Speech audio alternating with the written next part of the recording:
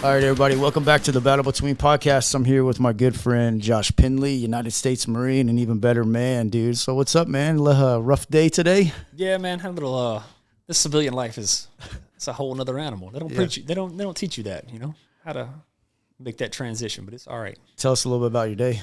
So today had a. So now I work with classic cars. So that's what I do now. I work for a company over in Wiley, Texas called Iron Horse Classics. So I run most of the maintenance side of the house, and today we failed as a business, you know, and some days are like that. You know, you win some, you lose some, and had a customer come to pick up a vehicle, and it wasn't ready. The car was dirty. There was some subpar, and we don't do that. You know, we always stand behind our work. Like my name is on that vehicle when it leaves there. So really disappointed in myself, disappointed in some of our output, you know. So all we can do is gather everybody around, point out what's wrong, make sure that it never happens again. Identify and fix, man. Try and move on. You know, you got to have amnesia.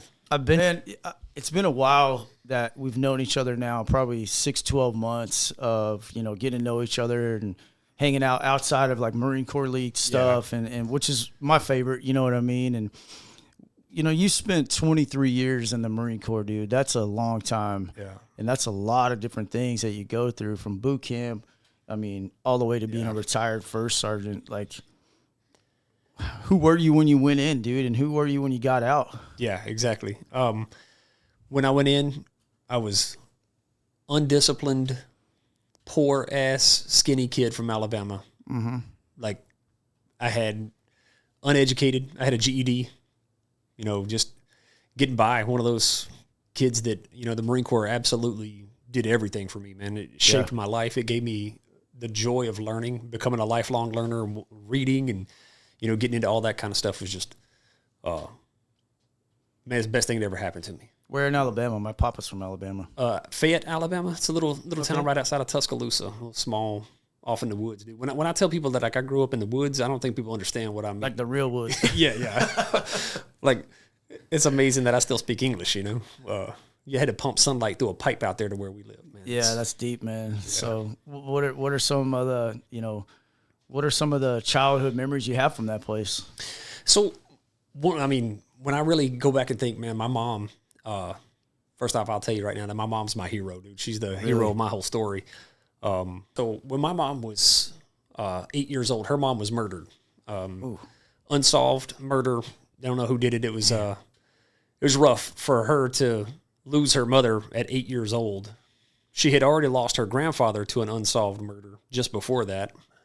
And then her dad gets remarried and then dies of cancer when she was 10. So by the age of 10, loss, dude. Yeah, so by the age of 10, she's already lost both her parents. She had, you know, biological siblings that were split up and living with different family members. And she was raised by her stepmother. And her stepmom actually had given up some of her children for adoption earlier in life. Really? And it ends up raising my mom and her two brothers. So you want to talk about some animosity that family had, was that, you know, some of her step siblings were really jealous, really upset the fact that, you know, she's being able to be raised by, or like their biological mother's raising someone that didn't even raise them, you know. So my mom has had lots of loss, lots of, you know, mental health struggles like that I couldn't even begin to fathom what she's gone through. So for her to have turned into the strong woman that she is today, and that woman shaped my whole life, man. Like, still very close to her today. Oh, absolutely. I talked to her on the way here. She in Alabama? Yep, still there. Yeah. She's a retired nurse, became an RN. So, you know, you were talking about like my early childhood and some of my memories from Alabama. Like, I can remember living in a house that had no running water. We had an outhouse. And I remember being so little that when I go out to the outhouse, it's probably like 10 foot. I don't know what it is now, but when I was a little kid, it was like, it was a mile down. You know, I kept thinking that my little skinny ass was going to fall right through and land down there where all the shit was collecting in the outhouse. And just being terrified at nighttime. I wouldn't go out there and use the bathroom, you know, because I don't want to fall in that thing, you know. And we didn't have running water. There's a well on the back, so you had to drop down the rope and draw water my papa out. Shared some same stories, man, being from Alabama. It's just, it wasn't, there was nothing there infrastructure-wise. Right. And we didn't know we were poor, dude. We didn't know. Yeah, we just living life. Yeah. So when we would take a bath, my mom had this big metal basin tub that would sit on top of a wood burning stove and heat it up until the water was steaming. Man, like And 1800 shit, Yeah, huh? so like sit it down on the floor, so my sister would go in there and she'd take a bath first, and then I'd hop in the same water that she just bathed in, and I'd get all clean. So People would lose their mind if they had to do that today. Absolutely, man. My kids are spoiled rotten now, bro. Like they wouldn't survive 10 minutes in what I had to deal with as a kid. But what about your dad, man? so my biological father, got no relationship with him. Zero. Yeah, no, I refer to him as my sperm donor, Damn, like that, huh? Yeah, good Any care. contact with him as a kid, or just Yeah, you know what? He was around a little bit. My stepmother is the reason why we had any kind of relationship at all, because he gotten remarried. So there was a custody agreement in place and things like that. So I would spend the summers with my biological father, but really it was with my stepmom. And, so me and my oldest sister, Nanette, so we had the same mother and father. And so knew of him, he was involved in my life a little bit when we were a little kid. He's a truck driver, but just a foul human being, and it'd be easy if you could blame it on like drug abuse or alcohol abuse, or if he had like some kind of crazy ass addiction or problem to justify the way that he acted. But there wasn't any of that. It was just so no addiction, no alcoholism, just bad human. Just a foul dude. Wow. Just didn't ever want kids and never wanted to be around them, I guess, I can't fathom that, dude. With being a father now, it just doesn't compute. Oh, absolutely, man. I love my kids to death. I got 3 kids, all girls. I couldn't imagine that. You're severely outnumbered. Yeah, right. But whenever I tell people that story, people kind of sound like it's this really sad thing, but that didn't affect me, bro, because I got a dad. My dad raised me. Him and my mom got together when I was 4 years old. So my dad's 5'2". So I'm 6'3". My biological father's 6'6". And that's where you get it from. So right. So my mom's like 5'2", and my dad's 5'2". So there's these super short parents, and then here I am at 6'3", towering above all of them. So they used to always tease my dad, like, "This is your boy at the family photos." And he's like, "Yeah." Hey, I tell you what, blood doesn't make biological sense sometimes. No. My grandfather, I call him Papa. I mean, he's step to me, but he's all I know, dude. Yeah, dude. And he'll always be that. My grandparents on the Pendley side, now they were involved in my life a lot. So my grandmother and grandfather, Grandpa Pendley, super, man, nothing but respect for them. They was more, I think they felt really bad about how their son ended up, so they always really took an interest in myself and my sister, making sure that we were always taken care of. And it's just you two, you and your sister? Biologically? Biologically, yeah. So same mom, same dad, right? So then I've got a younger sister, younger brother, and then I got a stepbrother as well. So there's like 5 of us now, and we're all really close. That's what I was about to ask. How's that dynamic now that you have step brothers and sisters, and do you guys all communicate, stay in touch? Oh, yeah. No, we got a family group chat, man. Like, we take family vacations together and stuff like that. So we'll go up and meet up in the mountains in Alabama and go do some camping out and everything. So we're all still really close. I have no idea what that's like, man. I grew up here in the Dallas area, and, it felt like that as a kid. But that as I progressed into teenage years and stuff like that, like cousin OD'd, parents divorced, life was just crazy, right? More so than I probably ever explained on the show. But then as I get older, it's like I start looking, and I got family in New York, Florida, Louisiana, California. Like, they're all over the place, but we never really truly stay in touch. You know what I mean? Yeah. So my immediate family, we're always really close. But outside of that, we've got my Aunt Cindy is my mom's stepsister. Yeah. And they are closer to us in family than just about, some of the Pendley side of my family, not very close to. Gotcha. And no fault of theirs, mostly just because my biological father really wasn't involved in my life. And a lot of them have tried, but, military career takes you away from Alabama, and it's hard trying to stay in touch with, like, I think I read somewhere, like, a real life communication, like, if you're going to have an attachment to a person, like, you can only have about 20 people in your life that you can really, no crap, have a relationship with. Like, you'll have a lot of acquaintances, you'll know a lot of people and everything like that. But as far as maintaining a relationship with people, you can only really hold on to about 20 people in your life. I read that, and I do believe it, because it's hard to stay. It sounds realistic, though. When I think of my circle, dude, I got like 4 or 5 people in it. Yeah, your big circle. Like, I got a very big circle, man. My phone, I got probably hundreds of people that I stay in touch with, you know, from texts and things like that, from just many deployments and units and time together and stuff like that. But it's effort, bro. It's hard to try and keep up with that, because like if I sit here and tried to remember every single birthday of every single person that means anything to me in my life, that'd be a full-time job, bro. Thank God for technology, right? Yeah, right. Look at that little reminder every once in a while. So you had an interesting childhood, man, and then I'm assuming you graduated. You know, we don't need to go I didn't to graduate, bro. Well, I got kicked out of school. You got kicked out. Yeah. So when were you supposed to graduate? I would have been class of '99. Same here. Yeah. Okay. So take me through that section right there, what that looked like, because I want to get to who you were then, and who you were after the Marine Corps. Like, who's the 17-year-old Josh Pendley running around Alabama? Oh yeah, man, I was wild. So, I got in mischievous trouble.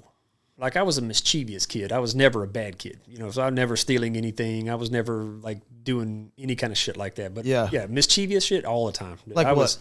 was fighting. God, man, I carry a down? chip on my shoulder all the time, dude. I was always fist fighting somebody, coming home either beat up or beating somebody up. You know, like lots of. Such a mellow dude now. I can never see. Yeah, right. Just, you know, I was a skinny kid, awkward. You know, kind of didn't like getting picked on, so I felt like we're throwing chingazos if I had to, you know. But as far as trouble with the law, man, as soon as I got a license, it was tickets and, you know, road racing and doing dumb stuff. One time I got in trouble with some really big legal trouble, so went out to go spotlight and go do some illegal deer hunting at night, right? Yeah. And I lied to my mom, told her that we'd already killed a deer because I know she wasn't going to allow me to go out and go spotlighting and stuff. So we basically just told her, like, hey, we already got a deer. We need to take my truck so we can go and pick it up, you know. And my mom's like, absolutely not. But my dad's like, if they got a deer, they're going to need a truck, you know. They need to go get it, right? The reasonable one. Yeah, right.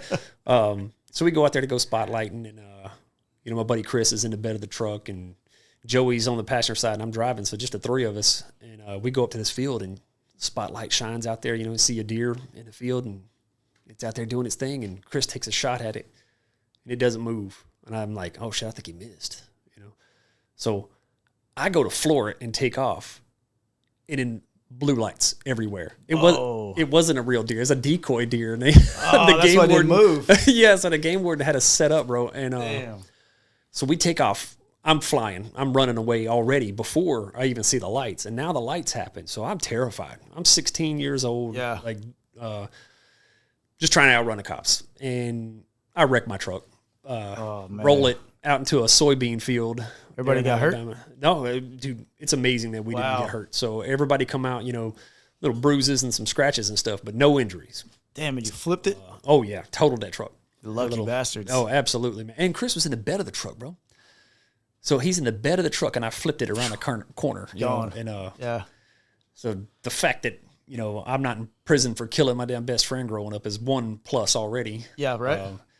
I learned the hard way that the game warden is a federal agent, you know, and like you don't be messing around with them. They got some authority. So much higher than I ever expected. Yeah. Well, I went straight to jail. I did not pass go. I did not collect $200. I took my ass straight to jail.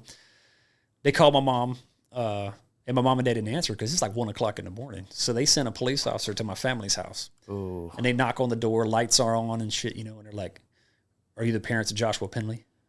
Your mom her heart probably dropped, dude. And they didn't tell her anything else. Then they're like, "You need to come with us." So my mom's like, she's freaking out the whole way. Yeah, she's thinking her son's dead. You know. Oh shit! Right. And they get up to the police station, and then she looks in and she sees me, and so she's aged, happy that I'm alive and happy to see me. Yeah.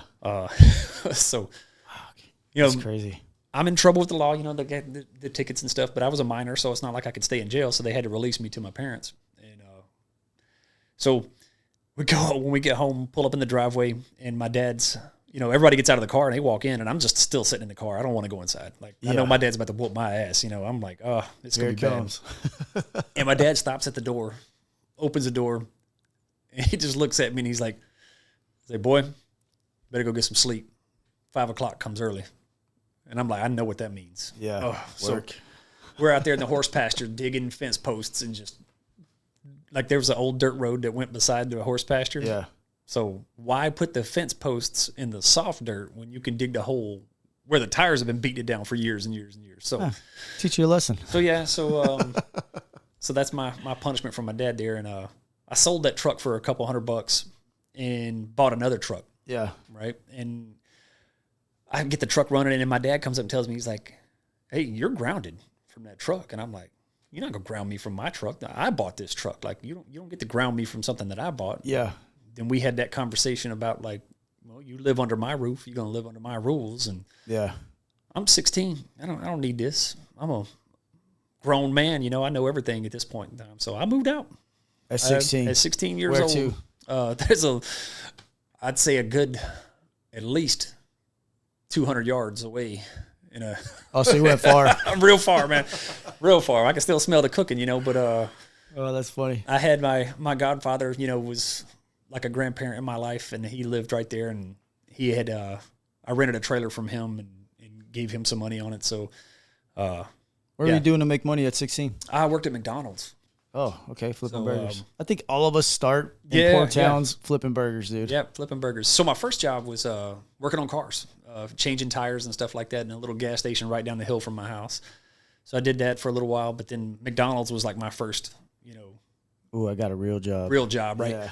I remember working my way through, you know, so now that I'm living on my own, right? And working at McDonald's is the only thing that kept me alive, because I was like taking home the old food at the end of the night that was going to get thrown in the trash, you know, so I'm just like stuffing it in a bag and looking around, hoping I don't go to get in trouble over it, you know, but it was going to get thrown away anyways. It was my mentality.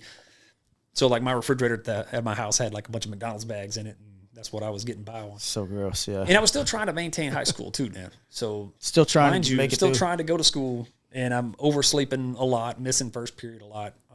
I was making decent grades, you know. I always was intelligent enough to like pick up the pieces at the very end of the school year and get enough across the finish line. Yeah. So that was my whole life whenever I was just barely getting by. Just one of the bare minimum ass kids. It's just whatever I can do to just slime through. That's how I did things, right?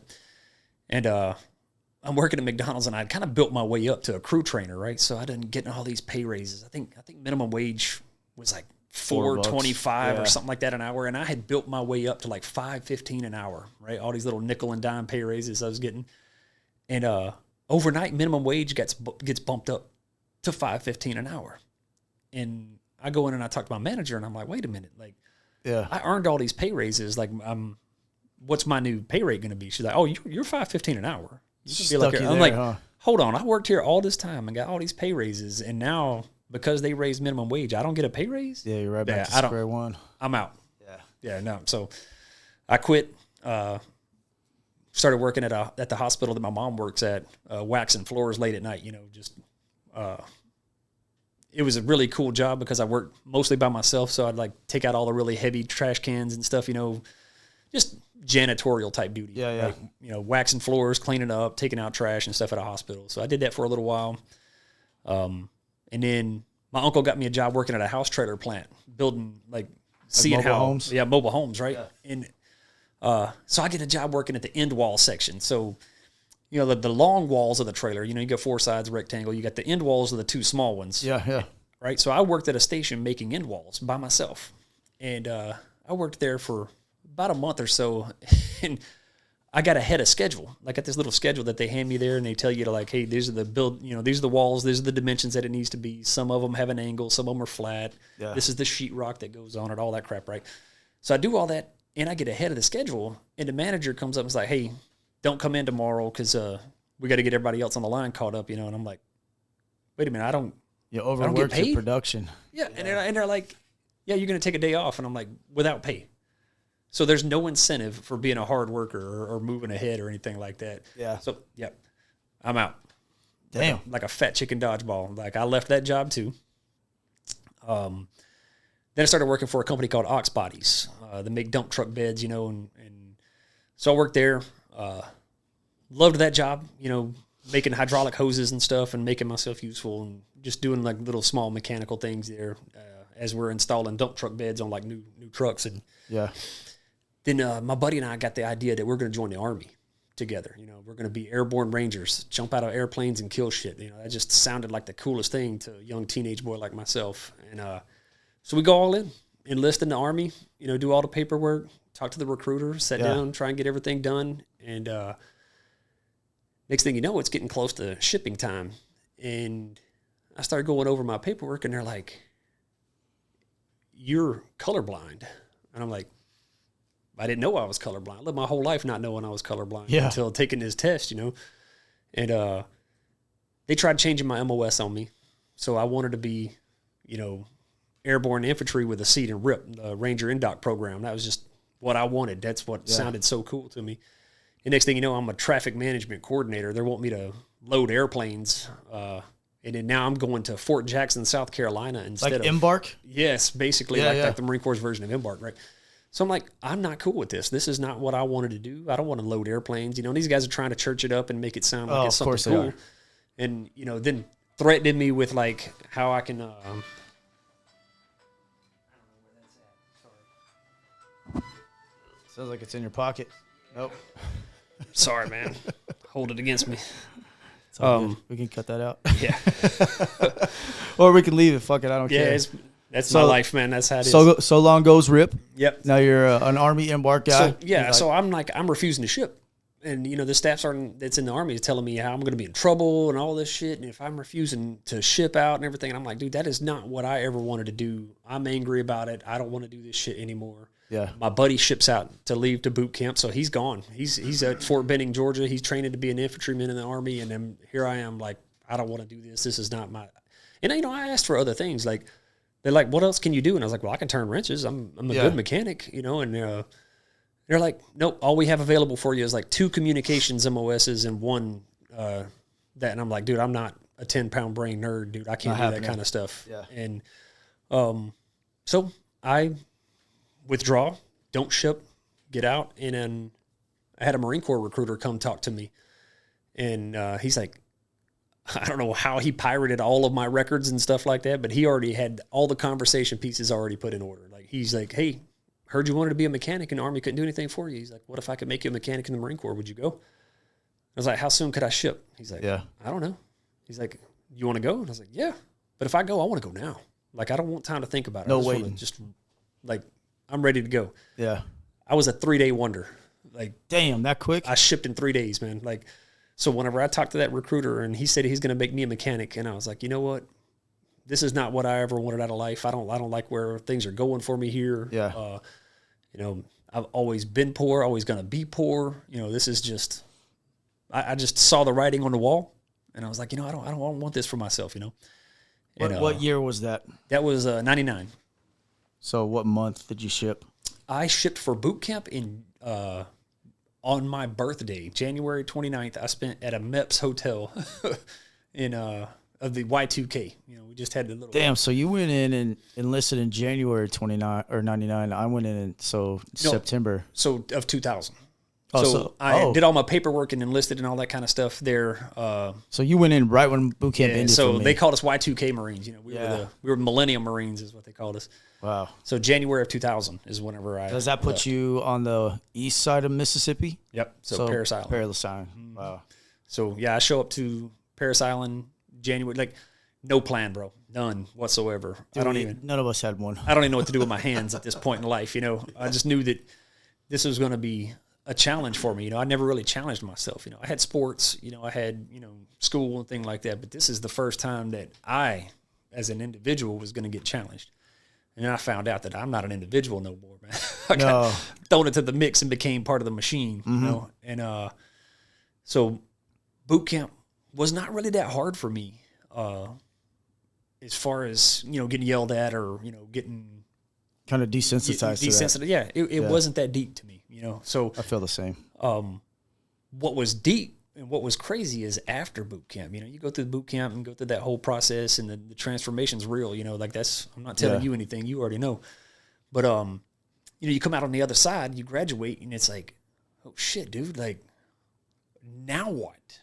I did not plan for that, bro. I think every recruit that becomes a Marine has the same feeling. I know I did because I was barely 18. Yeah, and I had the same thought. It's like, my whole thought was, oh, yeah, Marine Corps boot camp. It's like the movie. Yep. I never once thought MOS school, fleet, bullshit. It was just like, what is next? Yeah. Yeah. So you get out, graduate boot camp, and all of a sudden it's like, hey, you got MCT now, you got MOS school now. Yeah, yeah. It's like I never thought 7 seconds past boot camp, and I'm just having this massive realization that I just screwed up because this shit is 4 years of my life. Where'd you end up going to MOS school? Camp Johnson, North Carolina. North Carolina. Yep. So right next to, you go to Camp Geiger for SOI and MCT, and Camp Johnson's right there by Camp Lejeune. So just a little hop and skip. Yeah. Yeah. A couple months for MT school? Yeah. So this was kind of crappy too. So graduate boot camp, and I'm on top of the world, bro. I weighed 141 pounds when I went to boot camp. So I was 6'2" and 141 pounds. Beanpole. Yes. I graduate boot camp at 175 pounds. What? You were a double rat for sure. Yes, double rats. And I wasn't eating 3 meals a day. I wasn't working out and exercising. So in a short period of time, I started stacking some muscle on my frame, So whenever I came back home to Alabama, right, I got a little bit of money in my pocket. I look different. Like I got a whole different human Everything's being, right? different. Yeah. So it's like, all right, man, like I'm liking this shit, So I'm enjoying this. I did recruiter's assistance, which was actually awesome because I live in Fayette, Alabama, like way off in the woods, and I didn't have a car. So my recruiter is in Tuscaloosa, and he's not making that 40-minute trek every single day to come pick me up. Oh, so you just chilled at home. Bro, I went to the high school like twice with him. And other than that, I had 30 days free leave, just chilling at the house, right? I didn't know what to do with my hands, bro. I was just out running on the weekends. Like, what am I supposed to do? I don't know. Where'd you get stationed first? Camp Pendleton. So they shipped you from East Coast to West Coast. Yeah. So whenever I go back to MCT, right. So get on a Greyhound bus because there's no flights back then, So get on the Greyhound, go back to MCT, and I'm walking on air, bro. I'm just the happiest human being, everything's so cool. And like, I'm a Marine now, and they build you up after boot camp, like they break you down and then your drill instructors are building you back up. You're back awesome again. And then I get to MCT, there's too many people there. So I have to do camp guard at Camp Geiger. So they pick up for that. And then I do 2 weeks of camp guard with like straight hazing, like dudes just waking us up at 2:00 in the morning, making us stand outside and like just horrible situation. Yeah. And it's games. Like, I was so depressed. I was so upset, man. I was like, I'd call my mom one day crying. I'd call her the next day all happy. And she's like, what in the world is wrong with you? And I was like, I don't know. But for the first time in your life, you couldn't quit or run away. Right. You're obligated to it. So wow. Finally pick up for MCT, knock that out. And then I find out that my MOS school is right up the street at, Camp Johnson. I get there and guess what? There's too many people there. And now I have to do camp guard at Camp Johnson too. So now I'm like punching myself in the face every night.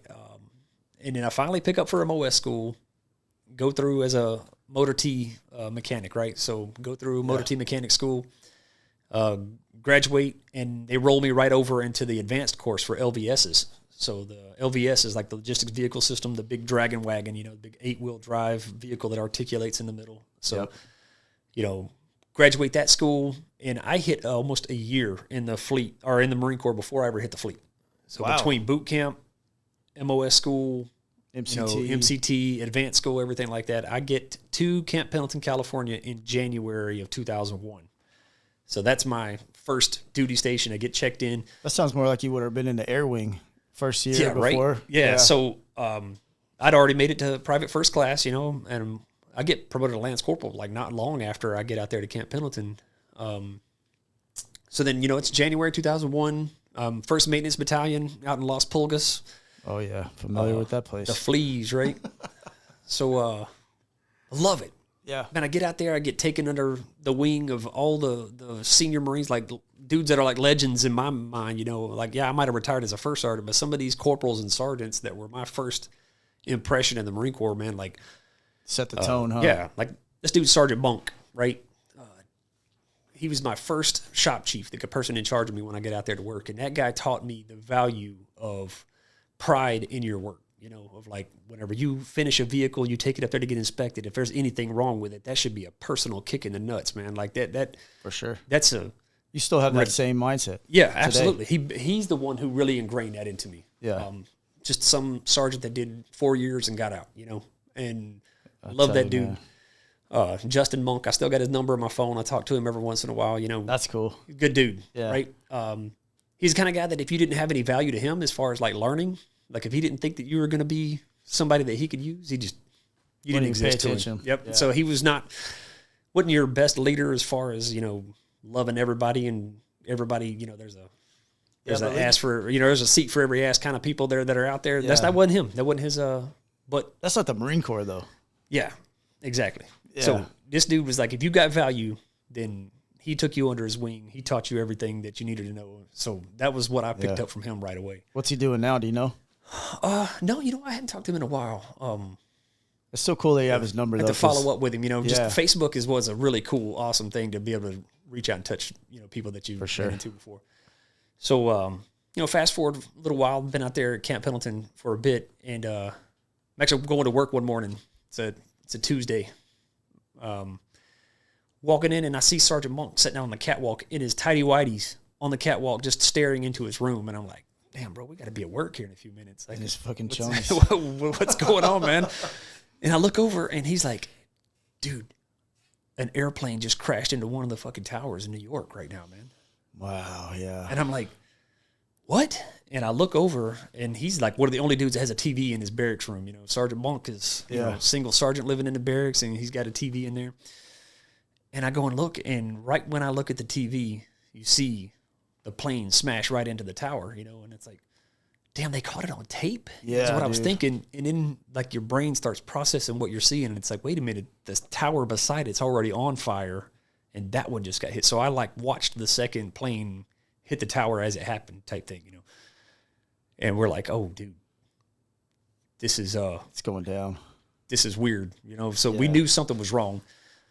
That's a good word. That's a good word. I don't mean to cut you off, but that's what it was, dude. What's going on? Yeah.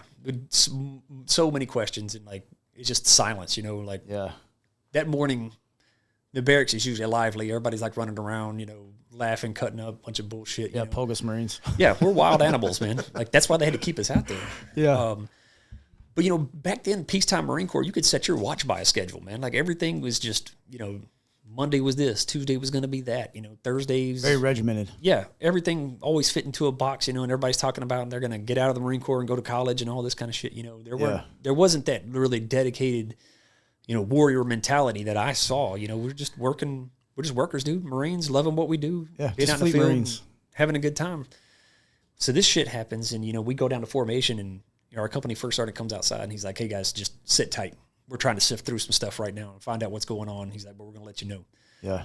So they go in, we're standing in formation. They come back outside, and they're like, "Hey, everybody right now, go to your room, get all your 782 gear, start inventorying all your trash, get in a sea bag, pack it. You need 2 pair of camis." I'm like, oh no, this is real. Yeah.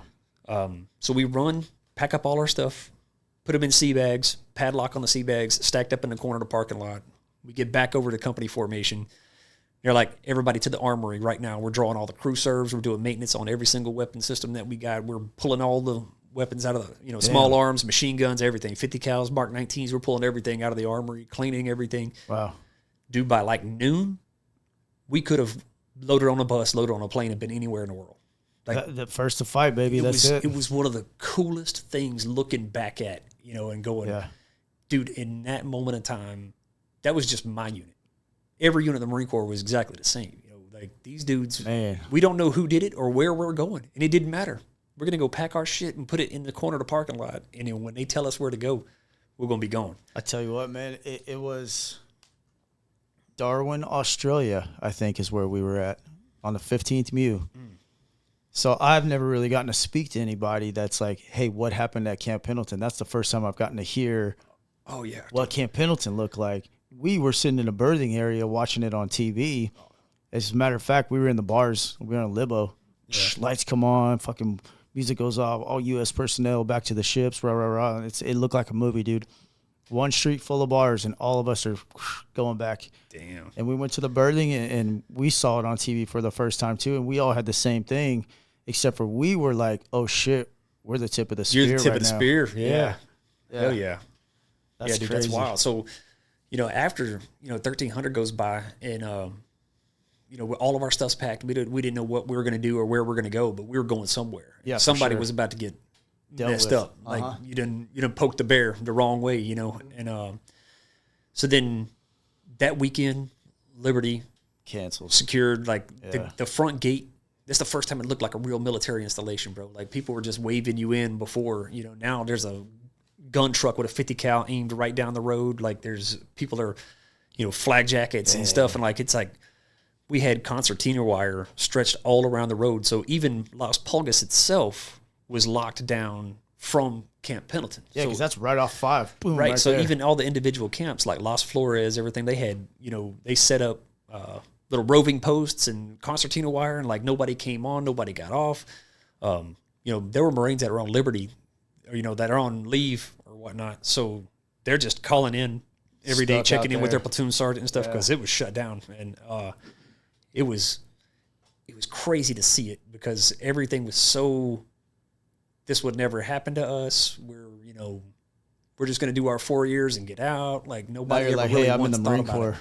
Yes. Yeah. For the first time, like, oh shit, like this is real. Like, oh man. So that's September 11th. January, a couple months. So I get promoted to corporal November of 2001. So now I'm a non-commissioned officer. Like, damn, our tracks are so fucking close together because I was the same way at 01, yeah. Yep. So I get promoted to corporal November, and I'm like, man, this is crazy. January, I joined the 15th MU because you guys are back now. So we're doing what a trip. Yeah, that's wild that our career paths were so close. So so now I'm part of MSSG 15. And dude, that's crazy because we left Camp Rhino, Afghanistan. 13, I think, relieved us. We came back, and that you guys took over our MU. Yeah. What the fuck? Yeah, it's wild.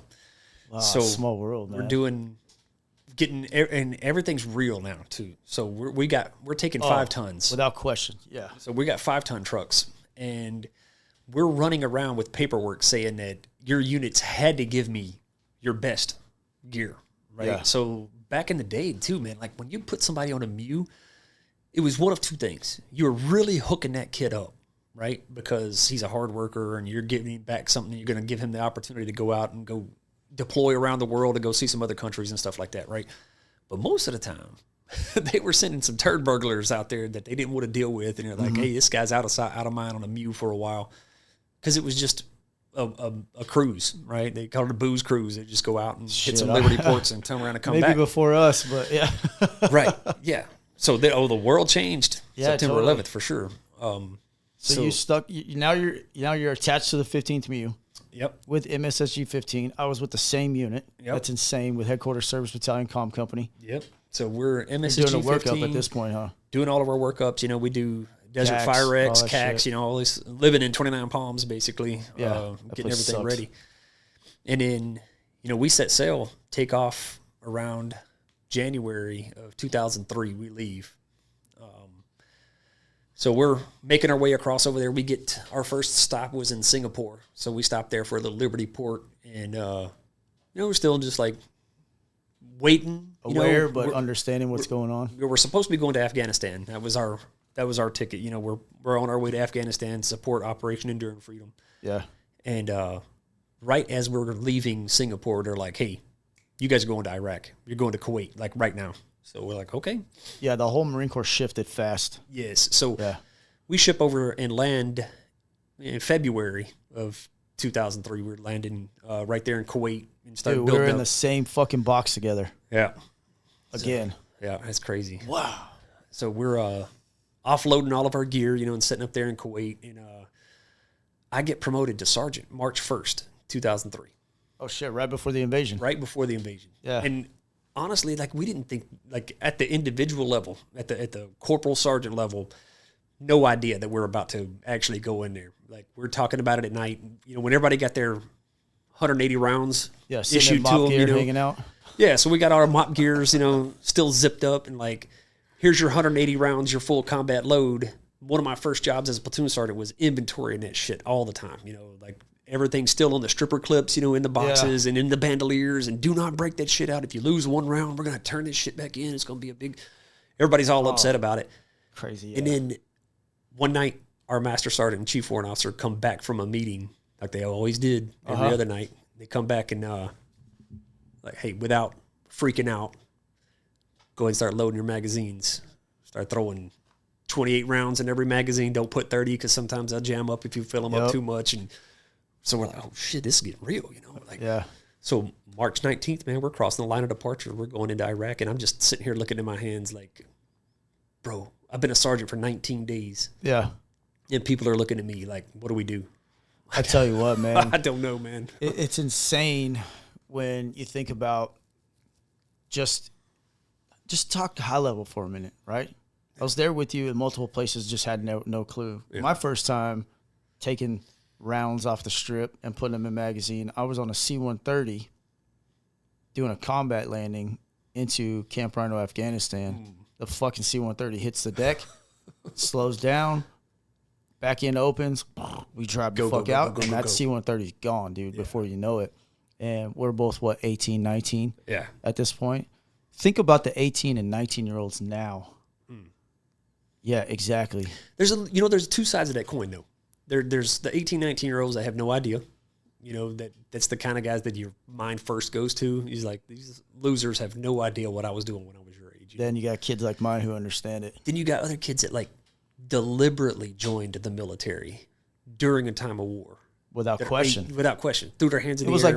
It was like World War II all over again. Yeah. People were signing up like crazy. You get to see both sides of that, man. Like, me, I joined the Marine Corps because it was just an escape from my reality and the world that I grew up in Alabama, and it was like an opportunity to just go try and do something, just try and carve a path in this world that's crazy, my own, you know. And then September 11th happens, and it just changed my entire world, dude. Like, just the whole world. It changes everything about you when it comes down to, I have a real responsibility now. Oh yeah, and it's not anything more than the dude left and right of me. Yeah. So, dude, yeah. Iraq was wild because, you know, there's no TVs, there's no cell phones. You know, rumors will fly like you wouldn't believe. Oh yeah, like, Lance Corporal Underground. The Lance Corporal Underground, like just misinformation and just dumb shit that, you know, one person could accidentally mishear something and think that something else is happening, and that's straight fact. 6 seconds later, you know, everybody's believing it. You know. Yeah. It's a good point, man. Yeah. So our first convoy, we get all loaded up and get ready to go in, and then we start hearing about, like, hey, they're taking heavy machine gun fire, like the convoys are stopped, they're pinned down, we're engaging in, you know, 2-hour firefight and can't make any kind of progress that's going in. And at this point in time, we're trying not to use artillery, we're trying not to, you know, we're trying to peacefully go in there, I guess, and remove Saddam Hussein. That shit quickly spiraled out of... Yeah, it changed fast, yeah, for sure. Yeah, so the 15th MEU, we get attached with 2-1 Commando Brigade of the Royal Marines. Oh, yeah, the British Army. So we're with the British Royal Marines, and we start heading toward the port city of Qasr, Iraq. So all of 1MEF starts making their trek. They're going beelining straight up to Baghdad. Yeah. And in the 15th MEU, because we're the only special operations capable unit there. So the idea was that we're going to go and secure the port of Qasr, open up the port, and start conducting NEOs, because we're the only trained unit out there to do a non-combatant evacuation operation. Tell our listeners what that means. Yeah, so a NEO is a non-combatant evacuation operation. It's one of the Marine Corps' bread and butter. There's two things that we do outside of combat that is really cool. That's HAOs and NEOs. A HAO is a humanitarian assistance operation, and a NEO is a non-combatant evacuation operation. And I am one of the really awesome Marines that got to do them both. So I've got to do real-world ones for both. We'll get into that, but you did another one down the road, too. Yeah. Yeah. So we get over to Qasr, and, you know, Marines will be Marines, right? So, I don't know, did you see the Marine that took the flag down, took the Iraqi flag down and ran the American flag up? Yeah, that was Corporal Archer. So he was one of our Motor T drivers on the MEU there. Fucking Motor T guys. Always, dude. It's always troublemakers, dude. You know, so this guy makes the news, and we're all like, yeah, that's not the way to make the news. So we take over this warehouse, and we're finding like cases of cigarettes. So now the Marines, we got cigarettes now. Oh, they were terrible. We're good. Yeah, they're horrible, but hey. They're better than nothing. Right. Yeah. So we're all smoking these Iraqi cigarettes, and I remember I had taught a couple guys how to hotwire the. So we had these vehicles called an IFAV, interim fast attack vehicles, like this little Mercedes diesel truck, and our force reconnaissance guys were messing with them, and they are faulty. Like this ignition system just sucked on them. Bad. So I told him, I was like, hey, if this thing fails on you, I had a bunch of Humvee ignition switches in our parts bin, right? So I had replaced a couple of them and just wired it up underneath there. So there's the Humvee ignition switch just dangling. Oh, perfect, yeah. So I'm just like fixing the ones that were there. And these guys, you know, Force Recon, these guys are always thinking ahead. So they're like, hey, can you just do it to all of them? Like, let's just go ahead and get rid of this before it even becomes a problem. Like, I don't need these things to do like that. So I'm like, okay. So I'm doing it. And this guy's like, what are you doing? I was like, I was joking, but I was like, I'm just hot wiring a vehicle real quick. And he's like, is that how you hot wire a vehicle? Yeah. Like, yeah, you take the ignition switch down. Like, this is your power wire. This is your ignition wire. You know, take your battery to your ignition. That turns it on, and then you're going to touch the starter wire to it until it cranks up, and it does it. And they're like, tight, thanks. That turned into Marines stealing cars in Qassar and like slamming them into each other and wrecking cars and doing shit because there's nothing more dangerous than a bored Marine, right? Yeah. So there was a bunch of forklifts that were like what we would call white gear, you know, like civilian forklifts. Yeah. That they hot wired those things and they're using them and making use out of it. Marines will be Marines. God. So I literally taught a bunch of people how to hot wire shit, and that was not one of my brightest moments, but definitely it was well used. You know, the guys put it to use. What was your biggest takeaway out of that Neo? Oh, so we didn't actually conduct it. We got it ready to do, you know, for so we got there to the port, and then they're like, hey, they're going to set the oil wells in Basra on fire. We got to get over there and start securing all this stuff. And they did too. Well, when we got there, there's nothing to do, you know, so we're just kind of like bored, and we get to Al Qut and start doing some that's when Sierra Battery, our artillery guys, start really getting some work in. You know, they were hammering them, yeah. Yeah, so they're out there just getting it, and they're putting artillery rounds down so much that where the howitzers were firing, they had shot so many times that the metal was separating from the legs. And so, I'm telling you, bro, they were hammering that shit. So we were just bending welding rods and stuffing them in the gap and welding them up just to hold it together. That's crazy. Get a couple more rounds out of this thing, you know, and so we're just doing this big, huge fire mission, and then we get orders to go into Al Nazariya. So Task Force Tarawa had just gotten hit. They'd lost like 19 Marines right there. And I was with Task Force Tarawa. Oh yeah, so that was brutal. And you know, they kind of pushed through it. And in the 15th MEU, we're stagnant at the time. So they're like, hey, you're going in. You guys are going to help secure the city there. So we jump on helicopters.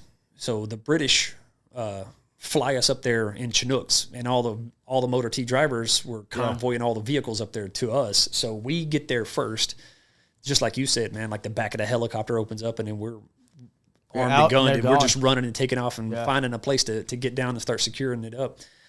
Well, I remember when we were flying on a helicopter. We're like, you don't really realize how land speed fast a helo is until you're only about 100 yards off the ground flying, right? Yeah, so sure. I'm asking this British gunner, I was like, dude, why are we flying so low to the ground? And like a scene out of a movie, this dude's like, that way if we get shot down, we ain't got that far to fall. Yeah. Just laughs, and he's just like, what the fuck, man?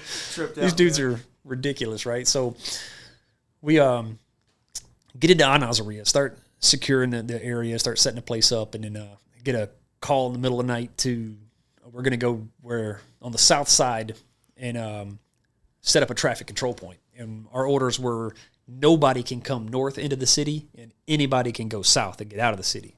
But we're searching all the vehicles as they're going south, and we're looking for the suspicious tattoo, you know, the Fedayeen members and stuff like that. All the shit you can never find. Military males, you know, we're looking for all the MAMs, military aged males and stuff. So we're there at this traffic control point to run it, and it's brutal. We get out there and we've got plenty of food because you can't even eat MREs. You just get so tired of eating MREs and everything. But water, we're separated, man. Like there's a lot going on in the city of Al Nazariya, so you just hold up we took MVGs out there with us, but we ran out of batteries like a couple days into it, and we're out there for about... The progress took place so fast that we outmoved the supply units. Absolutely, yeah. So we had no batteries for the MVGs, so they're dead. Like they're not doing us any good. So we're setting up this traffic control point, and you know we're just monitoring traffic, not letting anybody come in or out. And I lived in a landfill, sleeping in trash, you know, for probably about 12 days. And I just remember like the first night, because we got there in the dark, you know, and I wake up that first night and I look, And the first thing I see when I open my eyes are a bunch of, you ever seen like the glass syringe bottles that you thump the top off of to pull out like stuff, right, for medical stuff? Mm-hmm. And they're little glass vials that are all broken all over the ground in the landfill. And I like pick it up and look at it, and it's atropine. What the hell is that? Oh, that's like, remember the fucking injectors that we used to carry with us? Atropine, 2-pound chloride, diazepam, like all the injectors that we used to carry around with us for if we get hit with chemical weapons. So like I look at it and immediately know, dude, that's chemical weapon shit. Like that's atropine. That's the same thing that we have in our needles right here. And I'm sleeping in it. Dude, I forgot all about those pins they gave us. Yeah. So I'm breathing that shit in, right? And I'm like, dude, the fact that my daughters weren't born with a hand on their forehead is already something amazing to me, right? So we're out there for 12 days at this traffic control point. I remember one night, it's about 2 o'clock in the morning, and this box truck kind of pulls up with the headlights off, but the parking lights were on, and everybody's on it. You know, everybody's like, hey, look. Check it out. Check it out. Hey, we got movement up here on the road coming up, heading north. Box truck out there with nothing on it, right? So our lieutenant that was out there with us was like, hey, Pendley, you and your boy take the 240 and get your ass out there and push up toward it so you guys can support from that flank. So I've got 2 ammo cans, and the gunner, he's got the 240, and we're like running across this field to get out there to try and put security on it. And we got, we're like the pogest of pogues, man. I've got combat engineers, I've got motor T guys, I've got, so there's a couple infantry guys and a couple MPs out there with us, but for the most part, we're just made up of, you don't have an MOS in combat, man. You just do whatever. It doesn't matter, right? So you just blend. Well, we're booking across here, and I guess the lieutenant tells one of the combat engineers to shoot a loom up and put some light on that truck out there, right? Well, when he shot that loom up, it hits the wind and carries and pops right over our head. And we're in the wide open. Targets. Wide ass open. And I got 2 ammo cans, and the gunner's got the 240, and we're just sitting here like, fall back on your training, bro. And I just drop. Just like you learned in training, like whenever illumination goes off, you freeze. Like drop down. I'm up, he sees me, I'm down. Yeah, exactly. And we're staying down, right? So we just hit the ground. I'm laying there, and I'm shaking, like terrified. Like, this is it, man. Like, don't know what's going on in this box truck. I can't see what's happening right now. But when the loom went off, it scared them.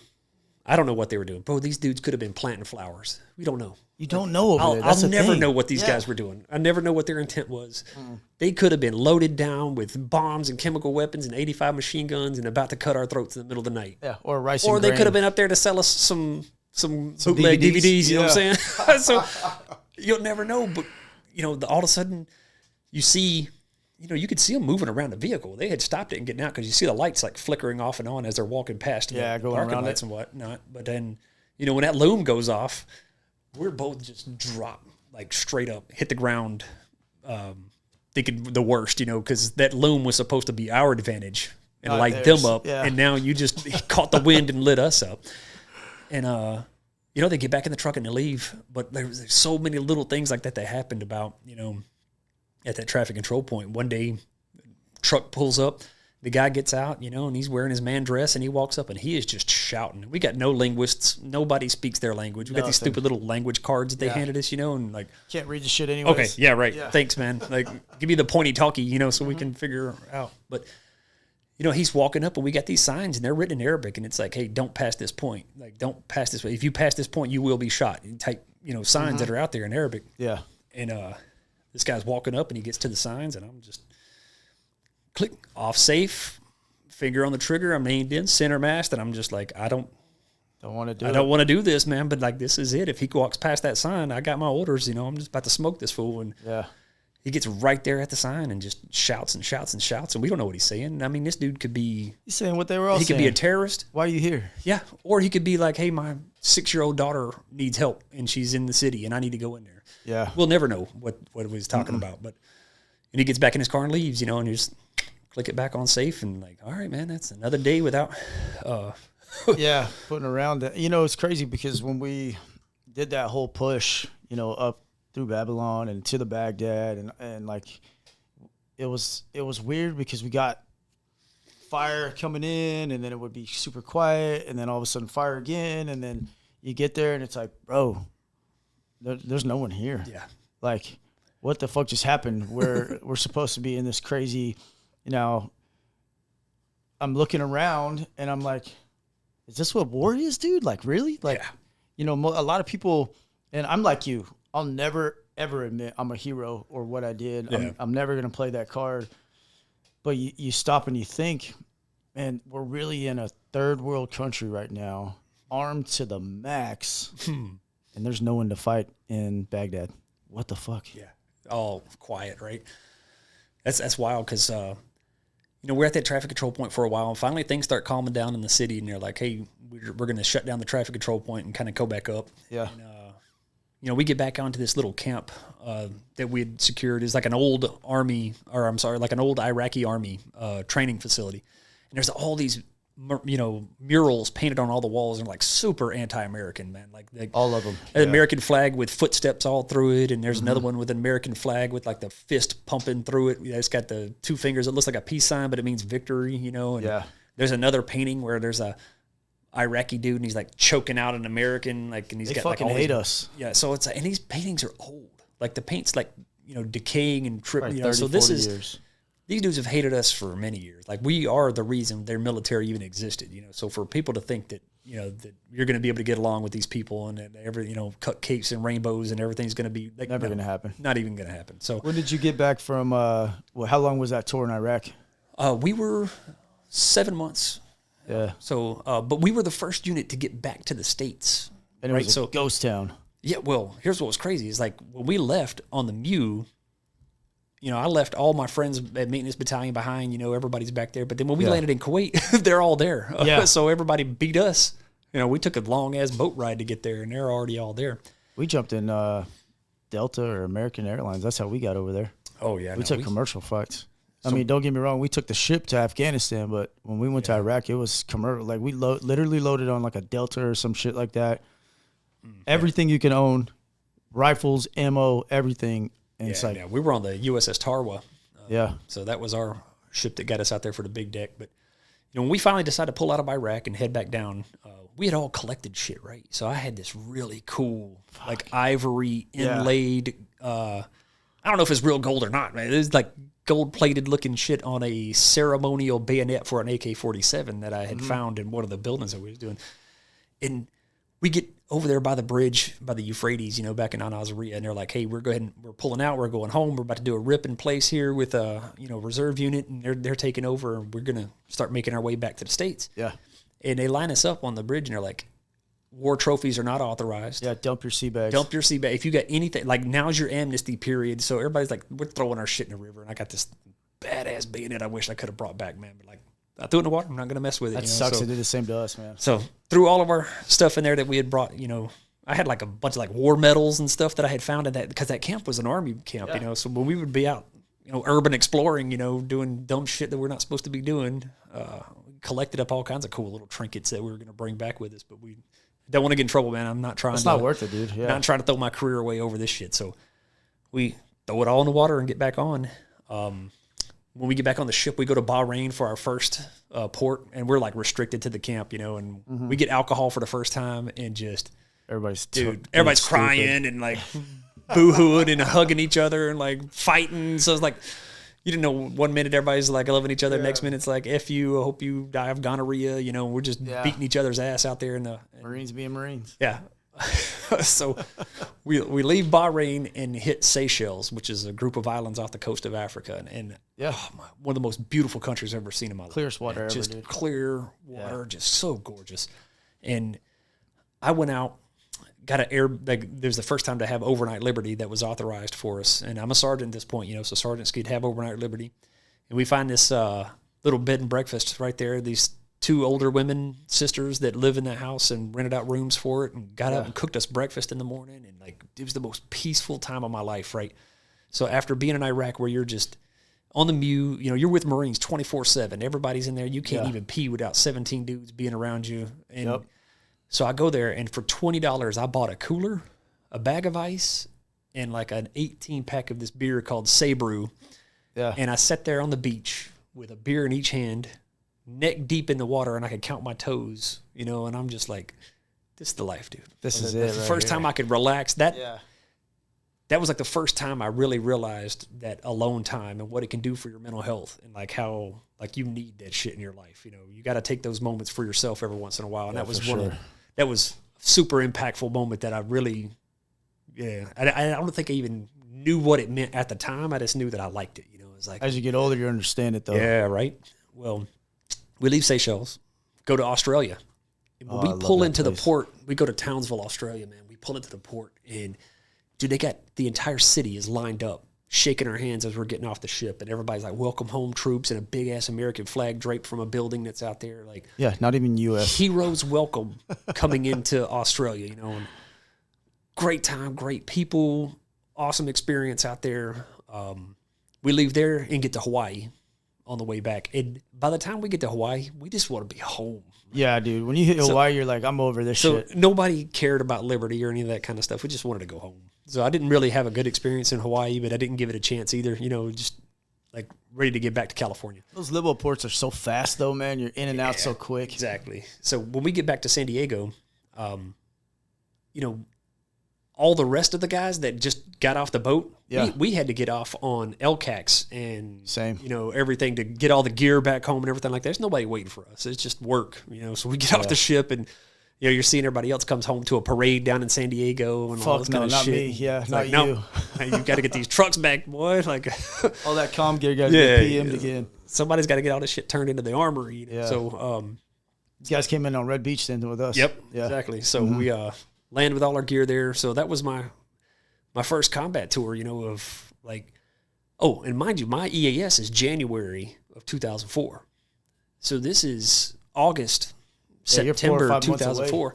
And it's like, it's time to get out. Like, in all this time that I should have been house hunting, job hunting, figuring out what I'm going to be when I grow up, all these things that getting out of the Marine Corps was my plan, dude. I was never going to do more than 4 years. I was going to do one enlistment, get the hell out, move on with my life, you know, but then Iraq happens. OIF-1 takes the wind out of my sails, and it's like, dude, I got to do something. Like, I got to have a job or something, you know. So I'm like, you know what? Re-enlistment don't seem that bad, you know. And everybody's like, you know, calling you a lifer, making fun of you and picking on you and shit, you know, for it. I know. What a bunch of assholes, dude. Right? I wish I would have never listened to that. Right? So I'm like, dude, I got nothing. I'm going to go back to the woods of Alabama and be nobody. You know, I knew what I would have been had I stayed in that environment. And I love my family. I love going back to visit Alabama, but I never want to live there again. And I never want to have that for myself, right? So, like, you know what? I'm going to stay in.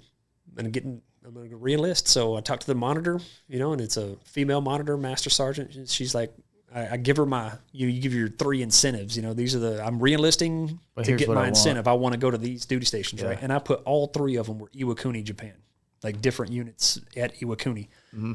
So I get a message back saying, hey, S&M is approved for his incentive, you know, re-enlistment approved, all this kind of shit signed here.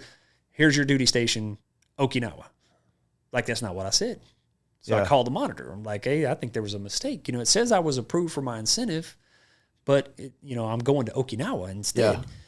So she pulls it up, and she's like, it says here you want to go to Japan. I sent you to Japan. You don't like it, get the fuck out. Wow. Yes, Master Sergeant. I will go buy the PX and get some straws and suck it up. So ends up being amazing. I'm glad I went to Okinawa. So go to Okinawa, spend my next 3 years over there. Wow. Loved it. So then fast forward a little bit of time, you know, I'm the color sergeant over there. So, you know, being tall and being fit as a Marine, you're going to fit right in as being a color sergeant, you know. So what the hell's that? The flag, you know, so the sergeant who color, you know, so for all, you know, ceremonies and things like that, you got your Marine Corps color bearer, and the American flag is your color sergeant, right? So you're in charge of the detail. You got 2 riflemen out there. Well, in Japan, you got a Japanese soldier that comes out there with you that carries the Japanese flag. And, no kidding. Yeah, so we'll do full joint color guards sometimes, and we'll have, you know, Army, Navy, Marine Corps, you know, full-blown stuff. So I was the MLG color sergeant, or FSSG at the time, so 3rd FSSG. So I worked for General Panner. I was his color sergeant for there. And, you know, Okinawa was great. You know, did a little bit I went to Korea once while I was over there for Ulchi focus lens, a couple exercises and stuff. And then, you know, the tsunami hits in 2005, oh, shit, I forgot about that, yeah. So I'm in Okinawa, and I get a phone call on Saturday, and they're like, hey, Sergeant Pendley, 1,300. You're leaving out of K5 right at Kadena. Grab this is your packing list. Write this down. You're taking all this stuff with you. You're getting on a plane. And I had like a couple hours notice. And I jumped on a plane. And before I even knew anything, I'm flying in a C-130 on my way over to I went to Sri Lanka. Like a humanitarian assistance operation, right? Yeah. So I fly into Colombo.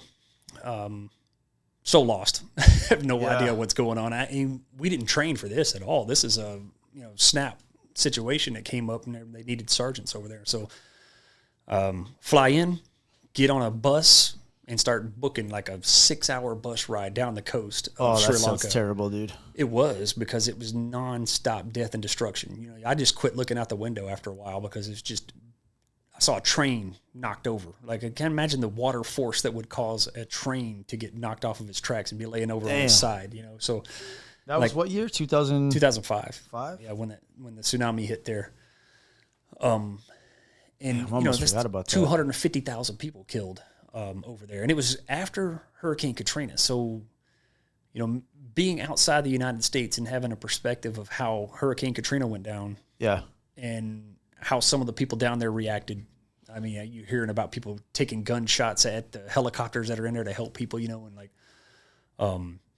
people blaming the victims, being like, well, why didn't you leave or get out? Well, they couldn't. These guys are poor, So there's a lot that's going on to unpack with Hurricane Katrina.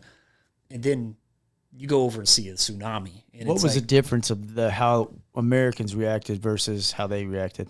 Well, for me, it was like the most that stood out was the level of destruction. I mean, you could get in a car and drive through the entire destructive path of Hurricane Katrina in like a couple hours, right? Yeah. And what about over there? This is an entire, I was on, like I said, a bus ride for 6 hours, just nonstop shit, right? Dude, you can't even think, you can't even visualize that. You have to see it. It was rough. So we get there and, we start humanitarian operations. So the first thing that we're trying to do is help open up some roads, help open up some things, and then cleaning debris and shit. Right. And then, so we're out there trying to do that. But then me being a sergeant, I get snatched up right away. And they're like, hey, you're going back to the hotel by the Capitol in Colombo because we need you to work like a barracks manager at this hotel that's right there. So I get this whole box full of keys.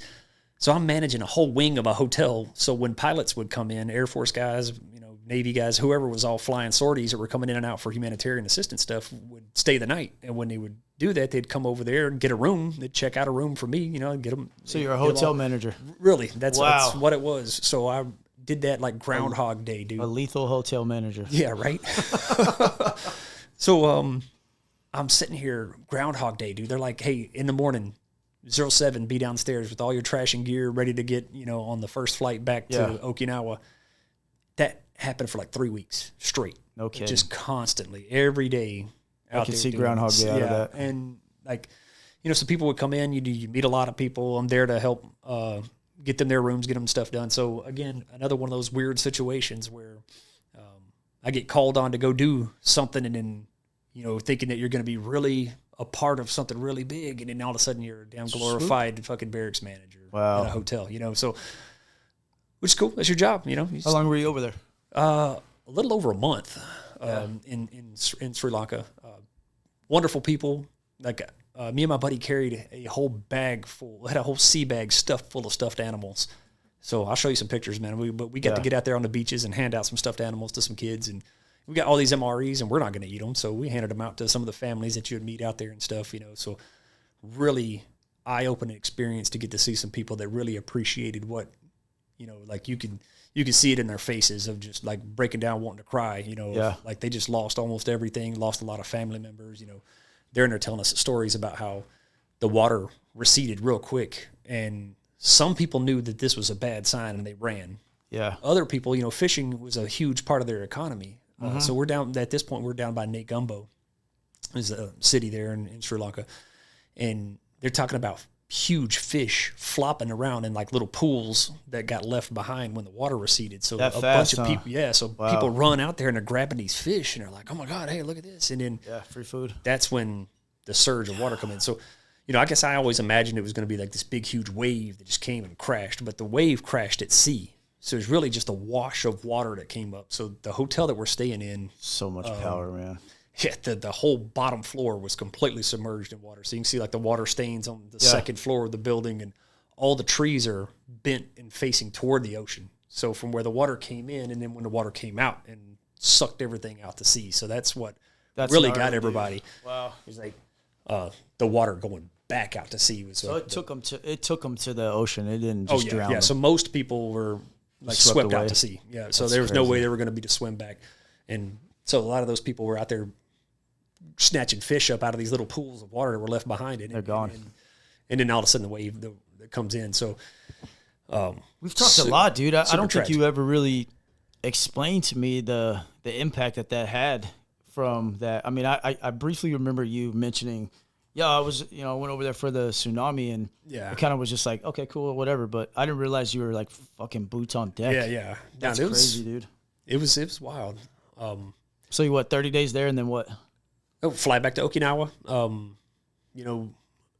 That's a quick trip. Right. And then, by this time, it's time. I'm almost in zone for staff sergeant, And I'm liking this Marine Corps thing, like I've really bought in at this point in time. I've been the color sergeant here. I'm having a good time. General Penner wrote me a recommendation, and I had the opportunity to go be the color sergeant of the Marine Corps. To go work at DC and to go up there and be that part. But, I told him, I'm going to be a staff sergeant this year. Like, I'm in zone, not to be sounding arrogant, but I know I'm going to get promoted. Like, I'm physically fit. I'm on top of my stuff. I'm, platoon sergeant, held all the billets, So I wasn't worried about it. But I didn't want to take on this position, move there, get up to Quantico or that area and find out that, at 8th and I, because that's where you'd be, and then find out I'm going to be a staff sergeant and then get promoted out of my job, right? So I ended up getting orders to 1st Radio Battalion back at Camp Pendleton. So check into Camp Pendleton, and my whole unit's deployed to Iraq whenever I check in. Yeah. And they're on a rotation, dude. They're doing 6 months in, 6 months off, right? So you're just constantly rotating in and out of Iraq, doing signals intelligence and stuff. So get there with Radio Battalion, kind of get settled in, get promoted to staff sergeant, and in 2008, I'm back in Iraq again. So I went from 2003, the initial invasion, to now 2008's my second tour, and it is night and day, bro. There are like green beans, coffees, and PXs and Xboxes and all kinds of shit. We're living in cans. I'm telling you, dude. I saw photos and stuff like that, and I mean, obviously, when we were there for the initial, there was nothing. You know what I mean? It was just like you're eating MREs, running out of water. Beans, bullets, and Band-Aids are low. What was the biggest thing that you noticed from a operational standpoint that was different on tour number 2? Oh yeah. So for tour number 2, getting over there, everything was hyper combat oriented in 2003. Yeah. It was your personal safety and, rules of engagement were, a hostile threat, like just like do it. 2008, it's like hearts and minds.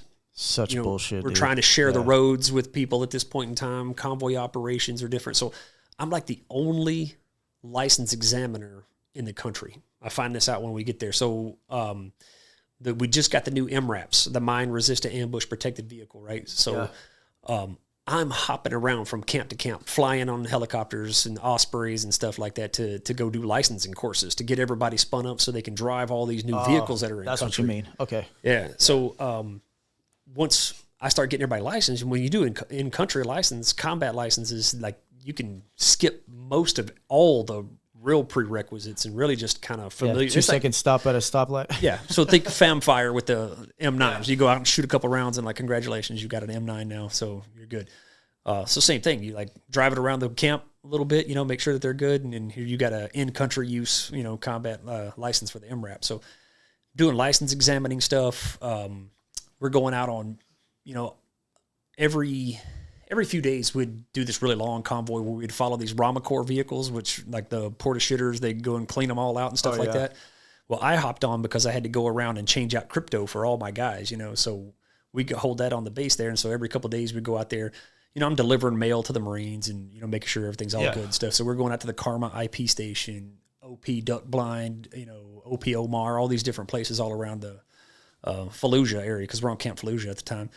But it's night and day. It's not, out there. Like, it was very rare that you'd have an interaction with some of the locals. Any of the hostiles. And in 2008, it's like, dude, I'm eating falafels and, whole You're like, what am I doing here? Yeah. Right. So, leave there. That tour was quiet, man. I didn't really have a whole lot of stuff go on in that. Or like 6 months, something like that? Yeah, a little 6-month tour right there on Camp Fallujah. I did a lot of licensing stuff, a lot of convoys, but I'm just lucky, dude. Like the convoy that would go out in front of me would have, contact. They have an IED go off, like things would happen. And then, I get called out on the next convoy and just crickets, whispers, nothing. So just...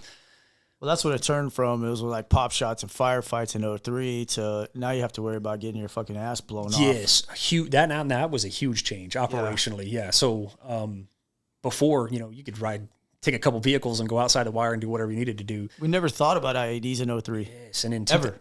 Wasn't a thing. In fact, we were doing like old Vietnam era shit, where we had like engineer stakes welded to the hood with hooks on them to keep them from putting cables across the road to behead us and shit. We were worried about like that kind of stuff. And then we were... Damn, what a change. Sandbag armor, like we were stacking up sandbags. And I tell this story all the time, man. And when you look at MRAPs and all the stuff that they had to do to protect service members, Marines, Army, you name it, whatever, and the big-ass fucking things they were driving. Bro, we took that fucking town of Baghdad, city, whatever you want to call it, and fucking soft skin plastic Humvees. door Humvees, dude.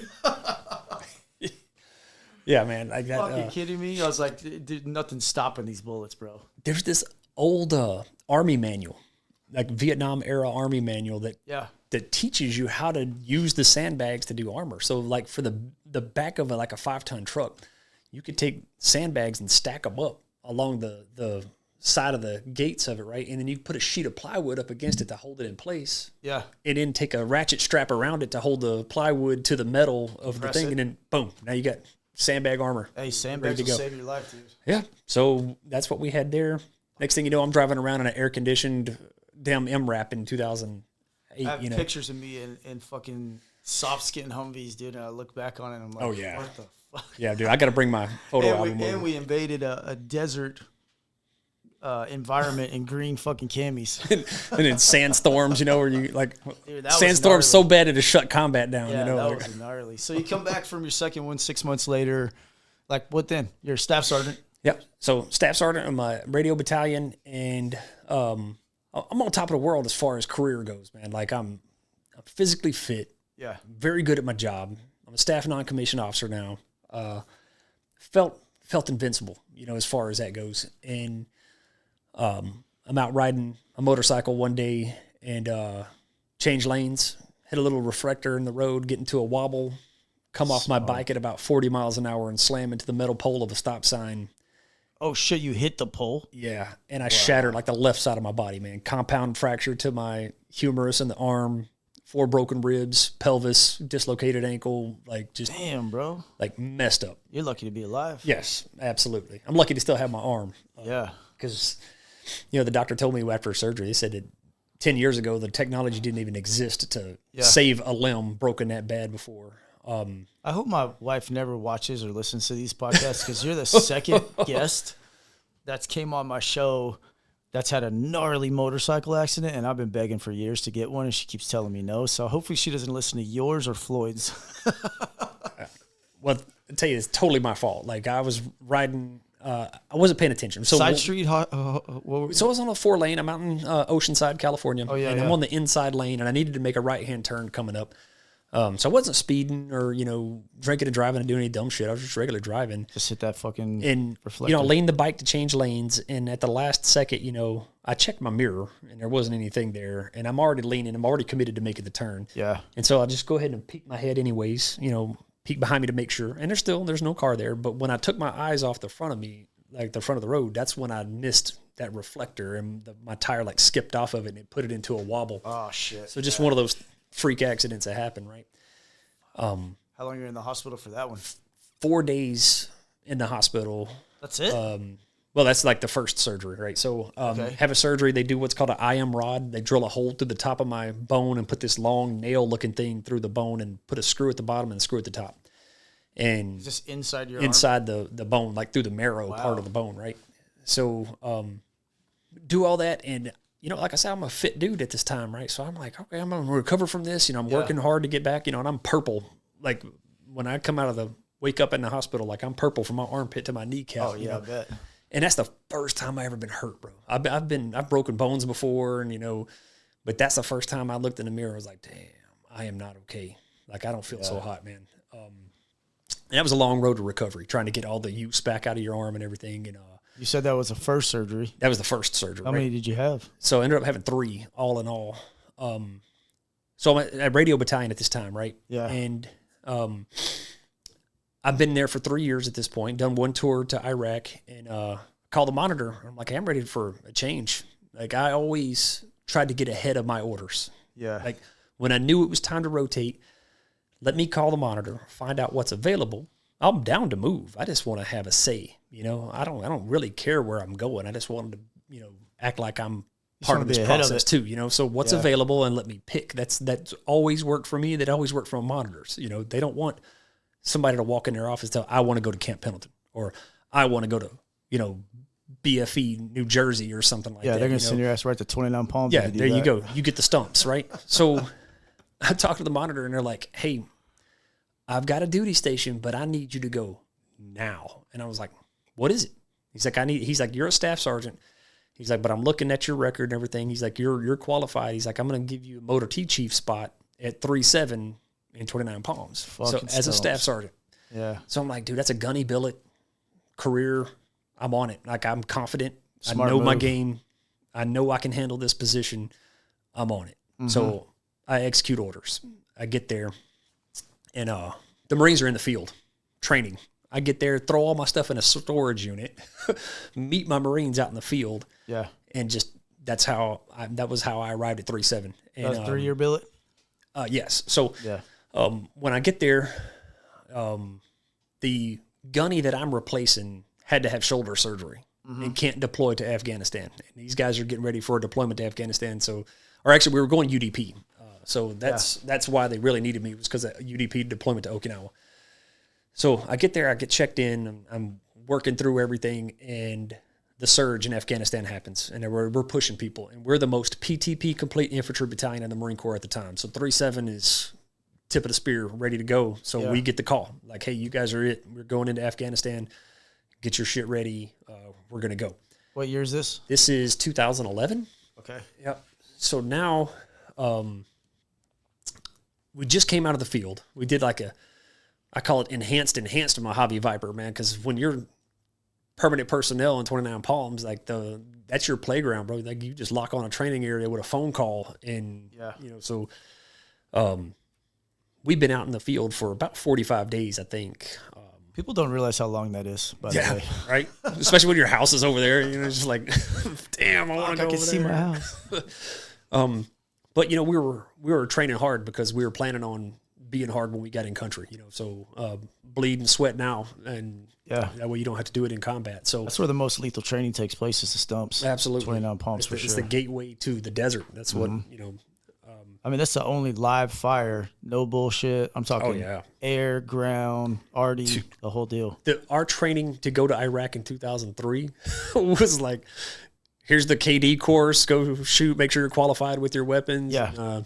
Stupid, dumb shit. Desert Fire X for artillery, and then we did CACs to go see if you can set up a tent and bring it back, Put OE 254 up, shit like that. So then I go out there with 3-7, and our training now is like, we've got hundreds of actors that are out there in the desert, entire cities that are built out in the training area where there are people who speak Farsi, people who speak all these different languages and stuff. And like, these are scenario-based training where that's pretty you roll up on a convoy and there's people all out there. We were loaded down with blanks, and there's something that I need to do. There's intelligence to be collected. Yeah. They don't tell you where it's at or how to get it. You need to figure this out on your own, So you're doing convoy operations, and then they do things where they make it the worst night possible, right? So in the training scenario, you're getting mortars, you're getting taken out. You got, coyotes are walking up and being like, hey, everybody in this vehicle's a casualty now. You're all down.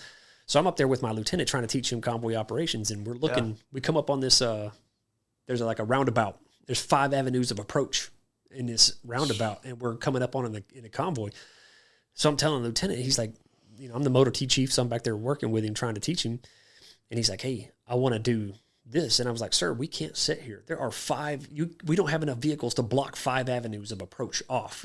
We're going to have to push over here to the side somewhere where we can protect the convoy, then make a decision. So I tell him he wants to do it anyways. And the coyote was sitting there beside me, and I go to do it, and the coyote just grabs me. He's like, "Nope, come back over here, Staff Sergeant." And then they swacked my lieutenant. They got him good. Yeah. So the coyotes, we failed that one. That kind of shit can get ugly real absolutely, real and it was a very valuable lesson to learn, right? So we're going through all the training, the workups. We're getting ready to leave. It's about 2 weeks beforehand, and the battalion surgeon MO comes up to me and he's like, "Hey, Staff Sergeant, let's go get a fresh X-ray of that arm before we go." And I'm like, "I'm good. I just came out of the desert, like I'm ready to go." These guys don't really have hardly any combat experience at all. None of these Marines do. They're all really young, and it's like, I've been in Iraq twice, and I'm like, I came here to replace a guy who couldn't deploy because of an injury. And I feel like I'm perfectly fine. I've been training with the Marines. I'm doing pull-ups. I'm PTing with them. We're having a great time. And the battalion surgeon sends me in for another X-ray, and my arm did not heal. Like, the bone didn't bond together. So it like healed like a honeycomb looking pattern all around. So right there and where my arm fracture was. Okay. So it was so bad that you could have come up and hit me in the arm and it would have rebroke it. Because of the honeycomb. Right. So the bone didn't bond like it was supposed to. So I had what's called a non-union fracture. So they're like, "Dude, you got to go in for emergency surgery. Like, we've got to take the IM rod back out of your arm, re-break your arm, shorten it about a half an inch, and then put this big, huge plate in there with pins and screws and everything." So they're like, you can't deploy. Yeah, and I'm like, deployable at that point. Like, dude, we're deploying in 2 weeks. Like, what are you talking? Like, is this something that we can handle when we get back? And they're like, "No." So, like, super depressing, harsh reality of like, I'm not deploying with my Marines right now. The people that I sweat with and bled with, and I built these guys up, and I built a team that was ready to go into Afghanistan, and then all of a sudden, you're not going, dude. So instead, you're going to the VA hospital and getting a surgery. Yeah. So I'm back down. I get go down, have the surgery, which was way more intrusive and harsh than the last surgery. So now I'm really messed up physically. Yes, it was harsh. I'm eating pain pills like crazy. Can't sleep. Staying up all. If you take the pain pills, it keeps you awake all night. If you don't take the pain pills, then the pain keeps you up all night. So Your head's shot. Yeah. So then they're like, "Hey, we're gonna give you orders. You're going to the Wounded Warrior Battalion."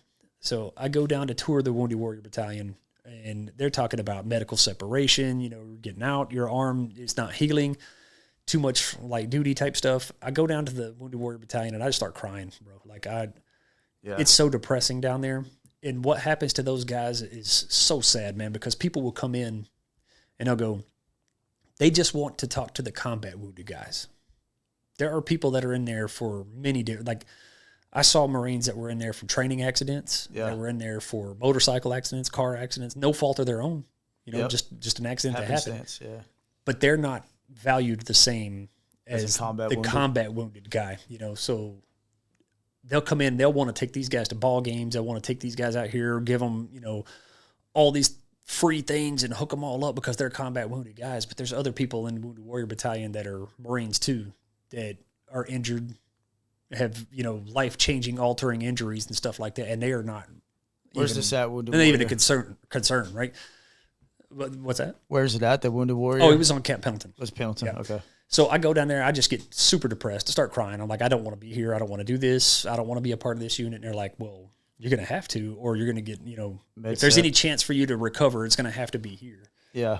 And I'm like, I don't want to do this at all. So I get PCA'd from 3-7. Guy comes in, takes my spot, takes my Marines out on the deployment. I go to the Air Wing, MWSS 374, to be the Motor T maintenance chief over there. But I'm so high on pills all the time. I'm in and out of appointments. I just had another massive surgery on my arm. They're trying to put me in the Wounded Warrior Battalion.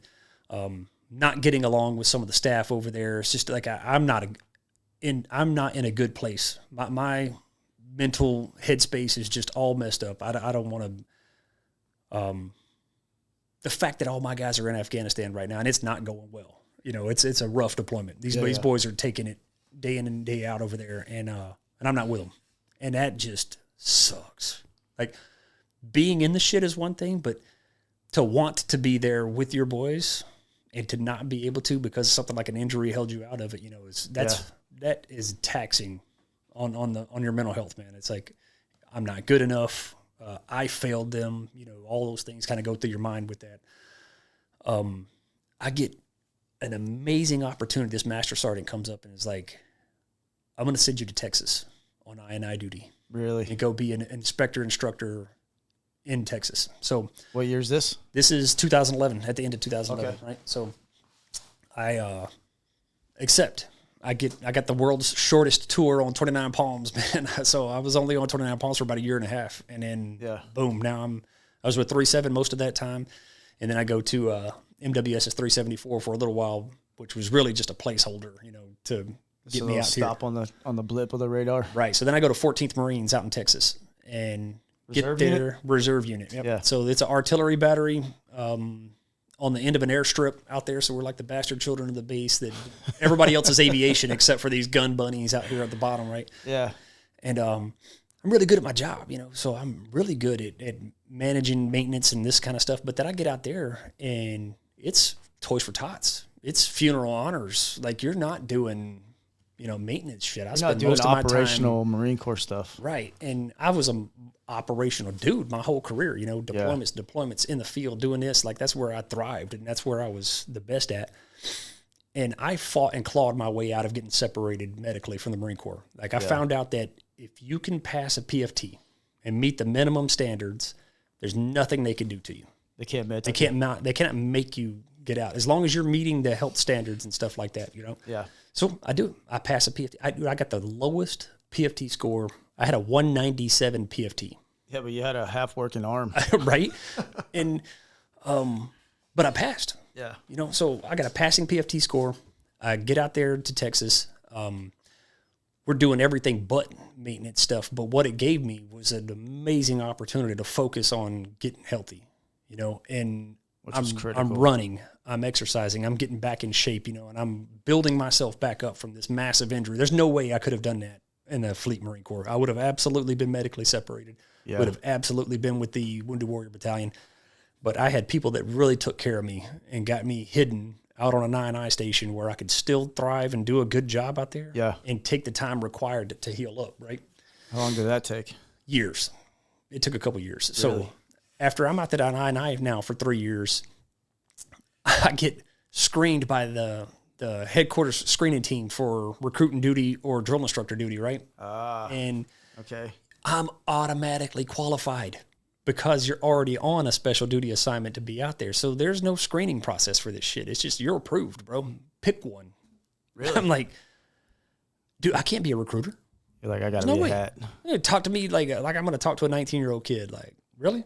Mm-mm. No, sir. I would love never make hate it. Yeah, there's only two sides of recruiting. They loved it or they hated it. Yeah, I got the most respect for those dudes that could get out there and hustle and do that, because that's a tough job. One. Yeah. So for me, it was like, where's somewhere I can go and not mess this up? And that's an all-male recruit training environment in San Diego. So you picked drill instructor. So I was like, I'll do it if I'm on my hat. And it scared me because I'm like, dude, can I do this? I'm 33 years old. Yeah. 33-year-old staff sergeant, about to be a gunny. I'm old. I'm not that fit, you know. So I just go ham on myself, dude. I just start running in boots and utes, right? Just beating myself down with like Spartacus workouts and stuff like that. Because I don't want to embarrass myself. I want to show up to DI school and just be the one punk who's doing 10 pull-ups or some shit like that, right? Yeah. So you're supposed to be the best of the best, top 10% of the Marine Corps if you're going to be a drill instructor, right? So I get down there and get into school, and we're at DI school, and I don't know if you ever heard of Sergeant Major Sayal before or ever met that guy, but he's like the depot sergeant major at the time, and he comes in and he's talking to our class, and they all know who I am because I'm like one of the first guys to get histed and get told to be a drill instructor. Yeah. All these other people are like putting their hand up and they in. want to be a drill instructor, right? And I'm like the one dude who's like, you have to either pick recruit duty or drill instructor. And so I came in as a HIST package, right? So he asks everybody, he's like, hey, where you at, HIST? I'm like, oh shit, you were bookmarked marked already, huh? And then he's like, oh, you didn't ask to be here, did you? I'm like, no. He's like, nobody cares. Sit down. I'm like, oh shit, well, thanks. Like, like establish the dominance. There you go, right? And he's like, who here heard that the drill instructors are the top 10% of the Marine Corps? And everybody's like putting their hands up, and he's like, well, you can't volunteer yourself to the top 10% of the Marine Corps. Like, that's not how this shit works. And he's like, you're going to have to graduate. So, true story. And I believe what he said. So, by the time I graduate DI school, bro, I'm like 190 pounds and just blood veins ripping out of my lower abs. Like, I'm just beyond fit. It's the most fit I've ever been in my life. And this is 2012? 2013. Yep. So 2013, graduate DI school. Beyond, like, I've never been this fit before in my life. I came back from this massive arm injury. I'm rocking out 20 pull-ups. You know, run time is like 19. No, like I think it's like 1830, 1840 run time, something like that. Either way, like, that's 3 miles, by the way, for the listeners. Kicking ass, right? I'm physically fit, on top of the world. You know, again, feel like I'm getting back to that dominant, you know, man that I've always been or wanted to be. You know.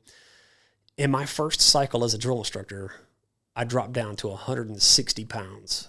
And that was just muscle that I lost. 20 pounds. Like, just every time you go and piss, it was just brown shit coming out, you know. And like, is it because you're running and just always moving? You can't eat enough calories to maintain what you're doing as a drill instructor. That makes sense. And there's just, even if you just sit there with a garden hose and Cheeto mix, just eating it, like, it wouldn't help you. You're just burning so much. Yeah. I went from being like what I thought was super physically fit at 190, which that's peak performance for my body, right? Yeah. I found like that's where I'm the fastest, the strongest. I can get stronger and I can get faster, but I won't be.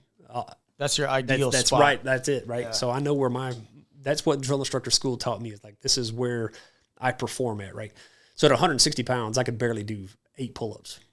And it sounds crazy because these drill instructors are running around and we're screaming and we're doing everything, but we are so unhealthy. Like, you wouldn't believe how bad it is, right? So, make it through that. I go to I was at Fox Company at first, and I go over to hotel company, and I kept telling everybody, like, I'm a gunnery sergeant at this point. You know, I get selected for gunnery while I was in DI school, so I'm a gunnery sergeant drill instructor. And that's a thing in itself. Everybody kind of picks on you, you know, because they're like, oh, well, he's just going to get promoted real fast, and they don't work as hard. So I tried my best to make sure that wasn't me, you know, that I'm out here stigma, hustling and putting into work like anybody else. And I never asked to get moved up in billets, but you have to. As a gunnery sergeant, there are leadership billets just have to be maintained down there. There are chief drill instructor spots. There's things that they want to do. So I wanted to be a first sergeant. I knew this at this point in my life, right? So I'm like, well, I want to be an instructor at DI school. That's what I want to do. Mm-hmm. So I talked to my first sergeant constantly. He's always asking everybody. He was always on top of it. Like, what do you guys want? Like, what do you want to do? What do you want? What's the next thing for you? Right. And that's a good leadership. Oh, absolutely, man. Yeah. Todd Coyer, I'll call him out, man. Just phenomenal dude. Yeah. I told him I wanted to be an instructor at DI school, and he's like, you keep on doing what you're doing, bro. I got you. Right. So, him and Miles Tweedy was my captain over there. So he's, Miles Tweedy and Todd Coyer were my leadership there at Hotel Company. I get selected. I go over for an interview at DI school, and they're like, "Yeah, we want Josh over here, or we're going to take Gunny Pendley's going to be an instructor at DI school with us." So I go to leave Hotel Company. You know, Todd got me the spot over there, and Miles Tweedy calls me in the office, and he's like, "Hey, Guns," he's like, "This is a cool story, man." He sits me down, and he's like, "You know, I see you all the time, Guns. You got medals." He's like, "I could write you up for a medal, but." Like, whatever, man. That's not you. I know that's not something you care about. And he's like, I wanted to do something a little unorthodox for you. I got a little going-away gift for you.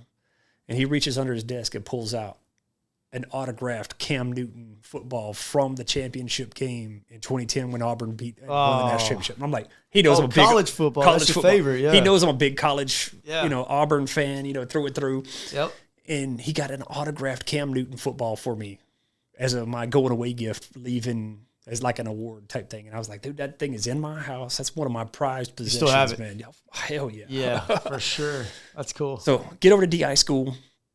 I instantly start thriving over there too. I'm having a great time. I love the guys over there. I love the position. I love being able to influence people. You're an instructor at this point though. Yeah. So now I'm making new drill instructors. Yeah. Right. And I'm teaching people the things that I didn't get taught, like, nobody teaches you how to talk to a recruit. They just tell you don't talk to recruits. Like, run, scream, tight elbows, and all this shit. But it doesn't help you. What I learned is like the psychology involved in like if you tailor your speech in a way to where when you talk to a recruit, that kid has nothing to say other than yes, sir, no, sir, or aye, sir. Mm-hmm. You don't ask him a question because that bitch been waiting to talk all day long. Yeah. So you don't. So I would teach my DI school students things like that, like passion, like drive, taking care of each other, the shit that I wasn't taught, the things that I saw other drill instructors eating each other alive out there. Like it's trash the way some of these dudes treat themselves. But, I was in an awesome opportunity to have the companies that I was in, the drill instructors that took care of each other, and the drill instructors that were so you had a good to different, each you other. have a different outlook on it. Absolutely, man. Yeah. And me being the old gunny, I felt like I was the only adult down there half the time, Yeah, for sure.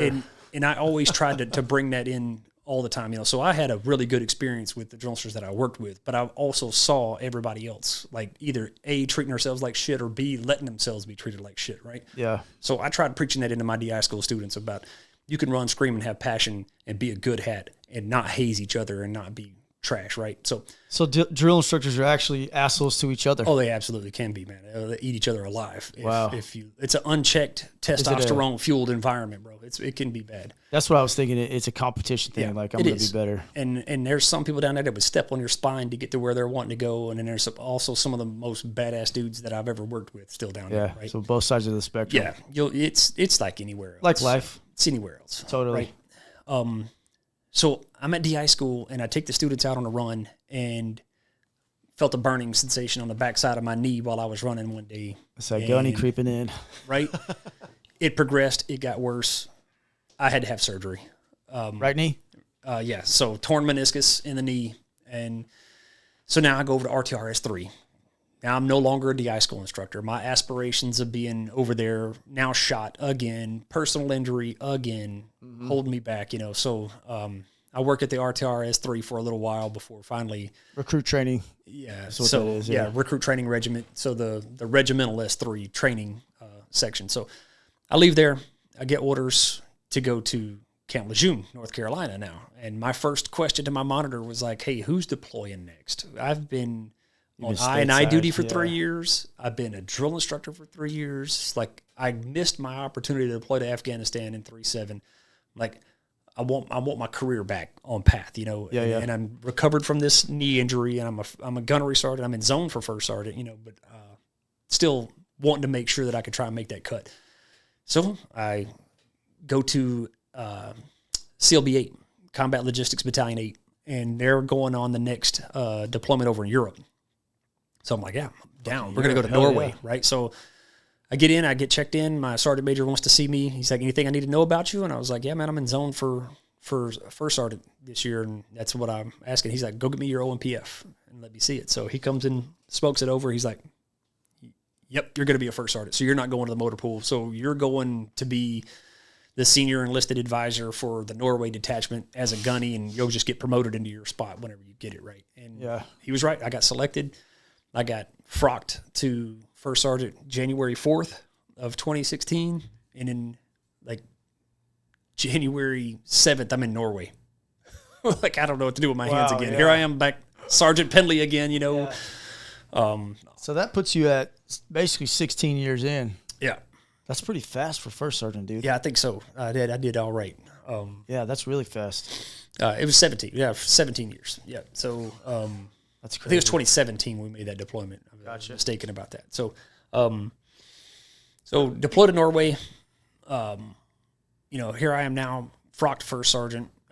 Sergeant major that I have there with me he's teaching me things that weren't my way of doing things. Like, did that make you uncomfortable? Very. Yeah. And it's like, I knew my style of leadership and what got me to where I am today, but he was trying to make me something else. So was it the uncomfortable feeling? Was it a productive one? It was like the logical side of my brain telling me like, this is trash and this is not the way you should conduct yourself as a first sergeant. Right. And in I don't know what I'm doing. I just became a first sergeant. This dude's a sergeant major. He's already made it through first sergeant and to sergeant major. So he knows more than I do. That, yeah. So it's like, it's a new MOS. I got everything to learn here, so. What MOS did that put you in? 8999. First sergeant is an MOS. Yeah. So that's its own fucking. Yeah. MOS. So when you get promoted to first sergeant, you become an 8999, which is an MOS. So it's a lateral move essentially. So what does that put you in? Because a guy like me that was, fucking E4, E5, first sergeant, I don't even know what that means. So they put you in a specific billet at that point, I'm assuming. Yes. So you're always going to be a senior enlisted advisor to a company commander. That's a billet more than a rank. But it's the first time in the Marine Corps where your rank is your billet, like your job. Your MOS is reflected in the chevrons that you wear, right? So everything else is like you could be a chief officer, you could be a gunner, you could be a captain, you could be all these different MOSs. But when you see a first sergeant or a sergeant major, they are that MOS. Okay, that makes sense. That's an 8999, right?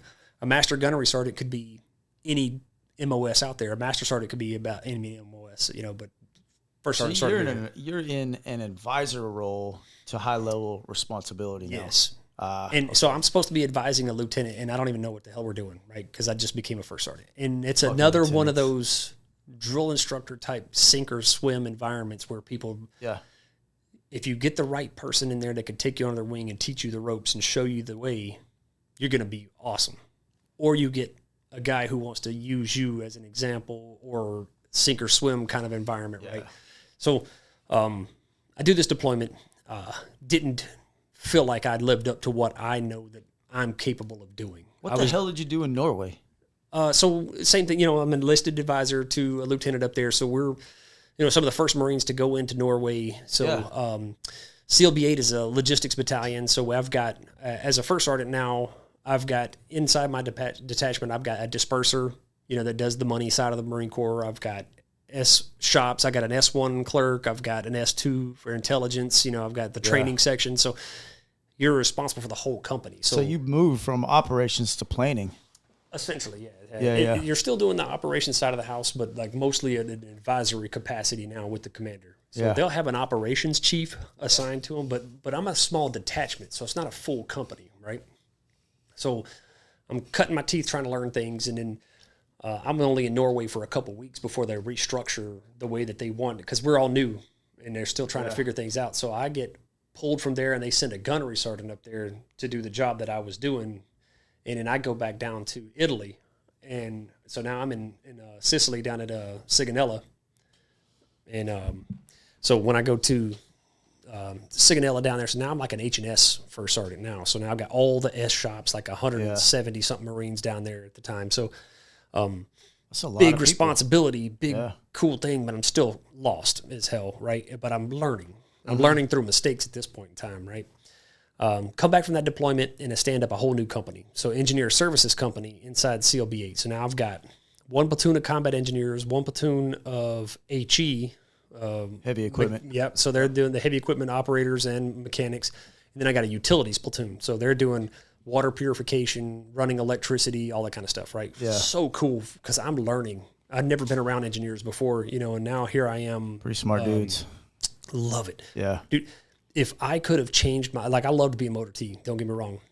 But after working with combat engineers, I would have absolutely chosen to be a combat engineer. I've only heard that's a rad job, dude. Yeah. It can change so much. You can do vertical construction, horizontal construction. Very similar to Navy Seabees. Yeah, 1,000%. Yeah. I was with them in Afghanistan, and I was like, dude, no one told me about this. This is cool as shit. Yeah.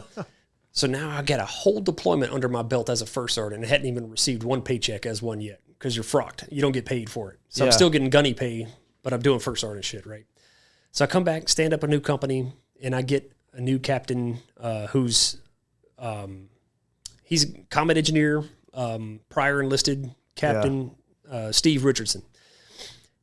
That man taught me more about being a first sergeant than I had learned at all from the sergeant major that I worked with. It's good leadership. My career path, the school that I went to be a first sergeant, all these things. I learned so much more from him about the inner workings of a company of Marines and what we do, the physical fitness side of the house, the preparedness, everything from financial readiness to books from the commandant's reading list to wow, eye-opening, bro. I'm just like a sponge soaking up everything because I've got a captain who I'm supposed to be his advisor, but really this dude is teaching me more about life, more about being a first sergeant, more about being an advisor. I learned more from him, and he'd probably tell you that that's all bullshit and it's a lie. He'll probably tell you that he learned from me, but he's a complete fabricated story. Yeah. That dude is phenomenal. And when I left there, I went to ATSB and became the H&S first sergeant over at ATSB. And I was so prepared for that role by spending time with Steve Richardson that I fall in and I immediately just start shining as an 8999 as the first sergeant over there. Like I take over. You're a stud, huh? Yeah. So I immediately take over the H&S, which is the senior position for a first sergeant at the H&S, right? At this point now, I've really cut my teeth. I've really figured things out. I've been a first sergeant for a couple of years. Yeah. I maintain a a first name relationship with all the E8s and above in the battalion. Like I go and I grab the master sergeant. And I'm like, that's different. Hey, Matt, like yeah. I want us to be friends. That's some officer I shit want us right to there. know what we're up against. I want to know what your challenges are and what I can do to help you. And when I have challenges, I want to come to you to be able to fix them. So building that team was something I learned from Steve. And I get over there to the ATSB, and I got a Sergeant Major, Roger Baez, phenomenal dude. Teaches me about, like, I walk in and I'm like standing at parade rest talking to the battalion commander as a first sergeant, and Roger like slaps me on the arm. I was like, what are you doing? Yeah, you're not a Lance Corporal anymore. Yeah, and it's like all these things that, you know, like I'm a drill instructor, I'm disciplined, you know, and all this kind of shit. And he's like, bro, stop. Relax, yeah. Be you. You're at a different level at that point. Yeah, and he taught me so much more about that kind of stuff too, you know. So wonderful experience there at ATSB. I spent 2 years there as the H&S, and I never had a company commander. I had all these transient lieutenants that were just coming through and stuff like that, but the battalion XO pulled me in when I first got there and was like, dude, you're never going to have a real CO here. Like, it's just not a thing. He's like, we're going to rely on you to get things done. So I had a lot of extra responsibilities. I got a company gunny that was phenomenal. So he really took a lot of my job stuff off my plate. It's supposed to be that way, yeah. Yeah, but this dude, I think he was above and beyond. That's why he's a sergeant major now. Like, telling you, gunnies are in my opinion, good. one of the best fucking ranks in the Corps, dude. So at this point in my career, I'm hitting 20 years. I was about to say, yeah, you got to be I'm weighing this retirement thing is looming, and I'm like, dude, I was getting out at 4, bro. Mm-hmm. So now 20, I'm not going to serve a day over 20 years. Yeah. You thought? Yeah. COVID-19 happens. Shit, I can't imagine being in the Corps. Oh my God, right? So my wife's deployed, so I'm at home with the kids. I don't want to retire while she's going, you know, and this is what, COVID 2020? Yeah, 2020. Yep. So I'm waiting for this retirement decision, you know, and I'm like, you know what? I'm gonna hang out for a little while, stay where I'm at. But I've also been in the MLG for 4 years straight. I've been a first sergeant with engineers for 4 years straight. Like, it's like I have to change, or I'm going to be a one-trick pony. If I do want to be a sergeant major, I've got to branch out and got to do something different. Yeah. And so I call the monitor. He's like, well, I only have one thing available for you, and you're probably not going to like it. And I was like, well, what is it? And he's like, LAR. Oh, I'm like, fuck yeah. Full send, dude. Like, I want to go back to division. I've been with the MLG for a while, right? So, boom, take over, go to Charlie Company to be go from the H&S first sergeant position down to just a line company position. Totally different game. Oh, it's easy. It's like I only got one company to really worry about, right? So, and that's light armored reconnaissance for those watching and listening. So, that's a fucking badass MOS, dude. Oh yeah, no, it's really, really cool thing. So Charlie Company at the time is we're the deployment company. So I've got one platoon out on a MEU. One platoon just came back from a MEU, and another platoon doing workups to get ready to go do a MEU, right? Yeah. So that's kind of like the structure at the time. But a big Marine Corps picture, we just got rid of tanks. So crazy. The AAV fleet got shut down because of the sinking that happened. We had some Marines getting killed out in California from a training operation. Yep. So they grounded the whole fleet. And we're standing up a MEU, getting ready to go on it, the next MEU out, and they're like, hey, a lot of unknowns, a lot of questions going on right now, but we know we're not taking tanks. And the AAV fleet is grounded, and I don't think we're taking those either. So, and that's like a pinnacle of the Marine Corps, being able to get off a boat into an amphibious assault and go on the fucking beach. That's crazy to me. They grounded that. So now they're like, all right, LAR is in all of these big planning meetings and like, can we fill that void? right? Can we? Oh, can you fill that gap? So what used to be a platoon size element of LAR or LAVs, you know, going on the light armored vehicles, now they want to make it a company size element. That's insane. And so now we're taking, you know, we're getting the anti-tank variants. We're getting the mortar variant, the LAB 25s, which is the gun. You got the log variant, which is like a logistics vehicle. But they're all LAVs. And so they're standing up this company. We're getting ready for the deployment. And I'm getting excited. I'm going to go to the deployment, you know. Yeah, like, which right, would be your third one, right? Yes. So getting ready for another MEU. And then the sergeant major at the time and I weren't close, weren't good friends, and kind of not see eye to eye. It sucks whenever you don't really get along with the 89, 99 leader. You know, you really want to have a good relationship with everybody, but sometimes personalities just conflict. It's just nature people. of the beast, Just right? People, yeah. It's nothing personal, but it's just the way it unfolded. So ends up being a situation where they're that, oh, well, I don't know if you're going to be the first sergeant to take the company out there on the deployment. I got to weigh things. And I'm like, this is my company. Of course I'm going to take my company out there on the deployment. Like what? I'm genuinely confused on what's going on. So while that's happening, 1-8, the H&S first sergeant over at 1-8 can't make the deployment. And we're going together on the BLT, right? So LAR was going to join the BLT, the battalion landing team for the MEU. So all the infantry groundside guys would fall under there. So still going on the deployment, but now I get called and they're like, hey, I really need you to take PCA orders and go to be the H&S first sergeant for 1st Battalion 8th Marines instead of LAR. Yeah. You're still going to go on the same deployment, but their first sergeant can't make the deployment. All the other guys are really young, don't have a whole ton of experience going out there on the MEU. So he's like, I need you.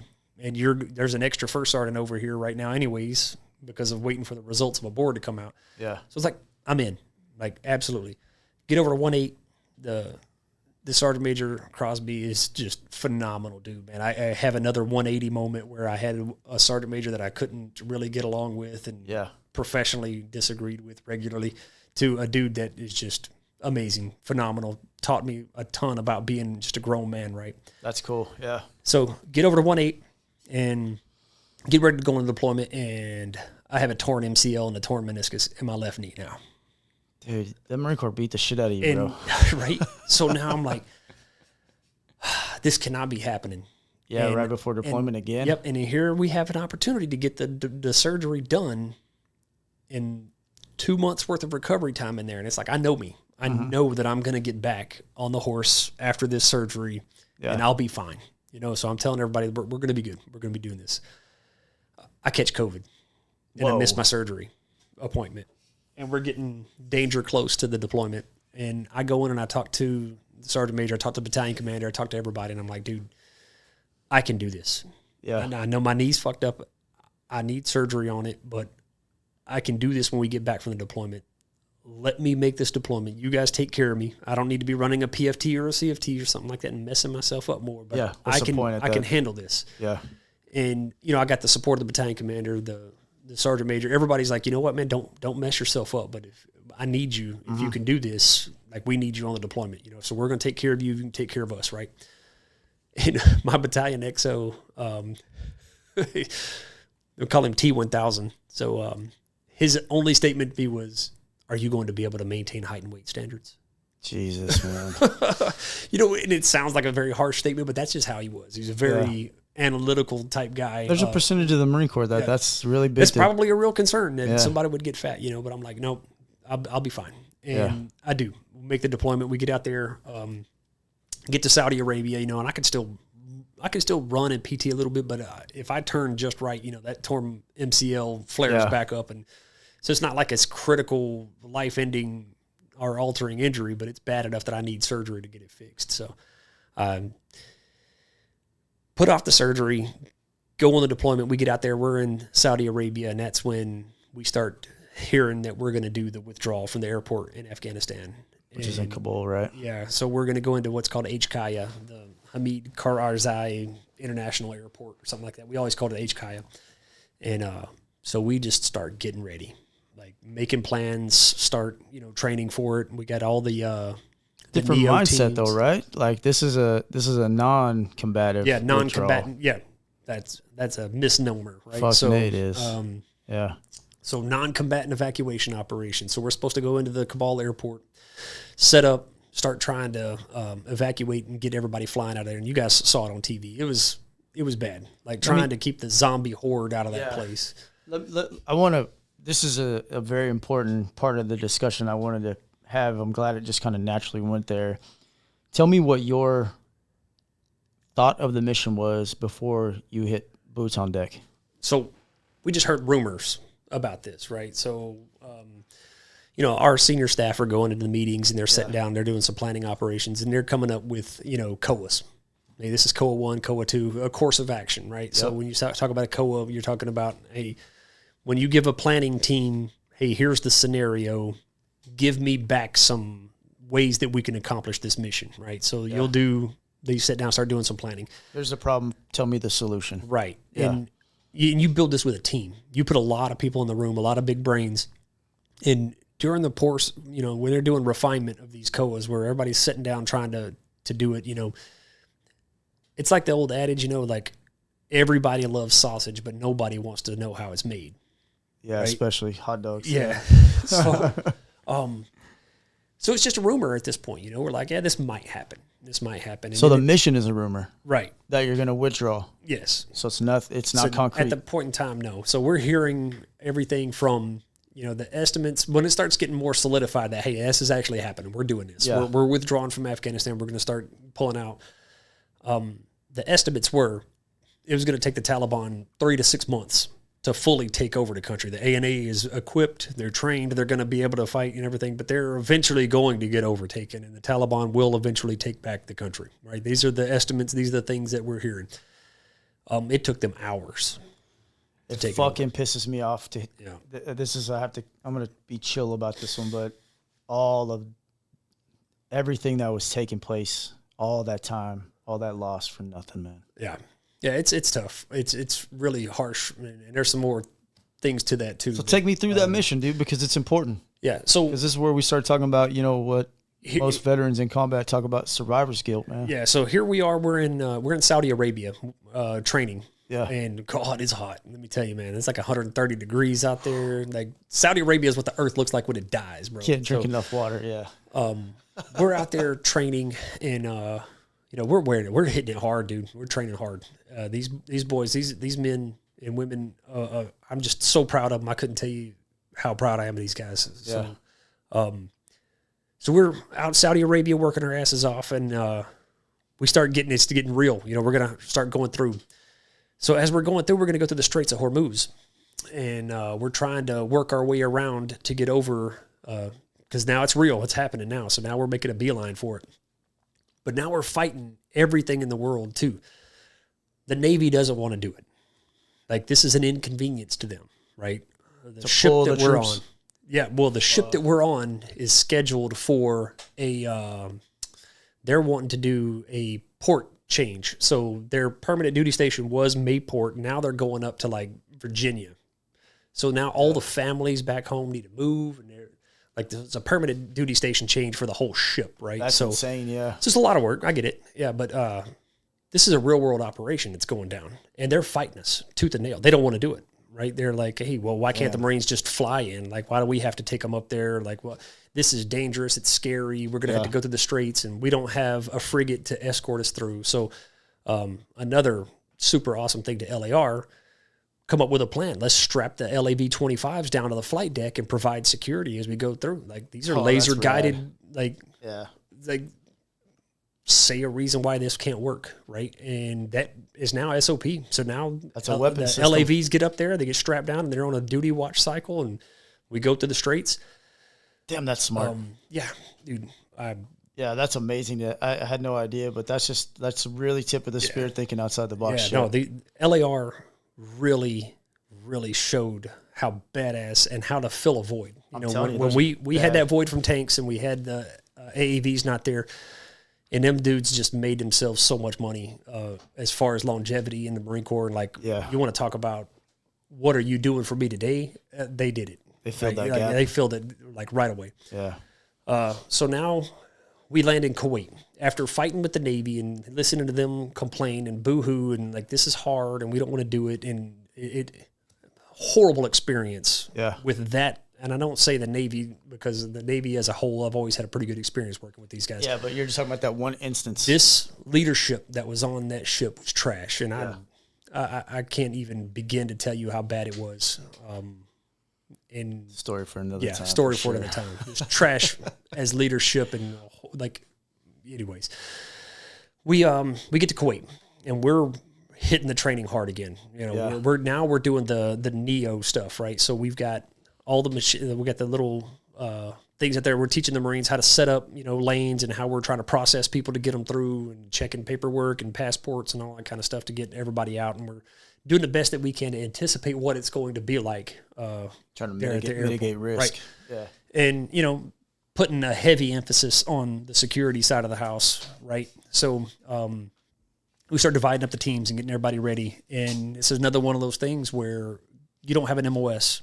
Like you're all provisional rifle companies now. So LAR, provisional rifle company. Combat Engineers, provisional rifle company. Like everybody just all swarmed in to be that. That's what we are at our core. Yep. So every Marine's a rifleman, and it's true to that sense, man. So we start splitting everybody up. All of our women start going over to be part of the female engagement team, the FET, so we need those guys to help with processing women. When you're a Muslim country, like they do not respond well to men handling their women, right? Oh, so man, it's like, that's one of the massive advantages of having a female out there to like mitigate that part of like the cultural issue with a man touching another woman, because you have to check them. You have to like make sure that they're not carrying anything as they come in.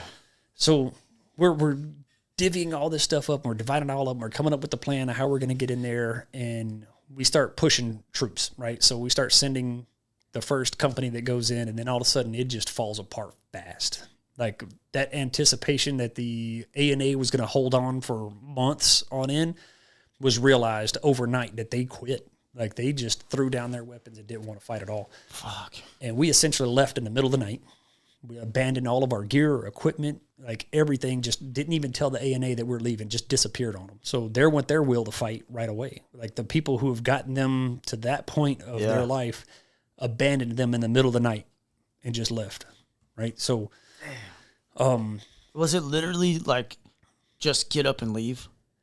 I wasn't in Afghanistan when that happened, so I don't know how their disappearance act went. Yeah. I just know that when we showed up, there was nobody there. Because that to move that amount of Marines takes a shitload of planning.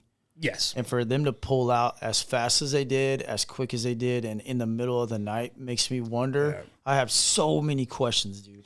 Yeah, I do too. Mostly the why, I don't get it, So we're building our teams, we're dividing our teams up, and as we start pushing the first company in, it's getting out of hand real quick. Violence, craziness, what?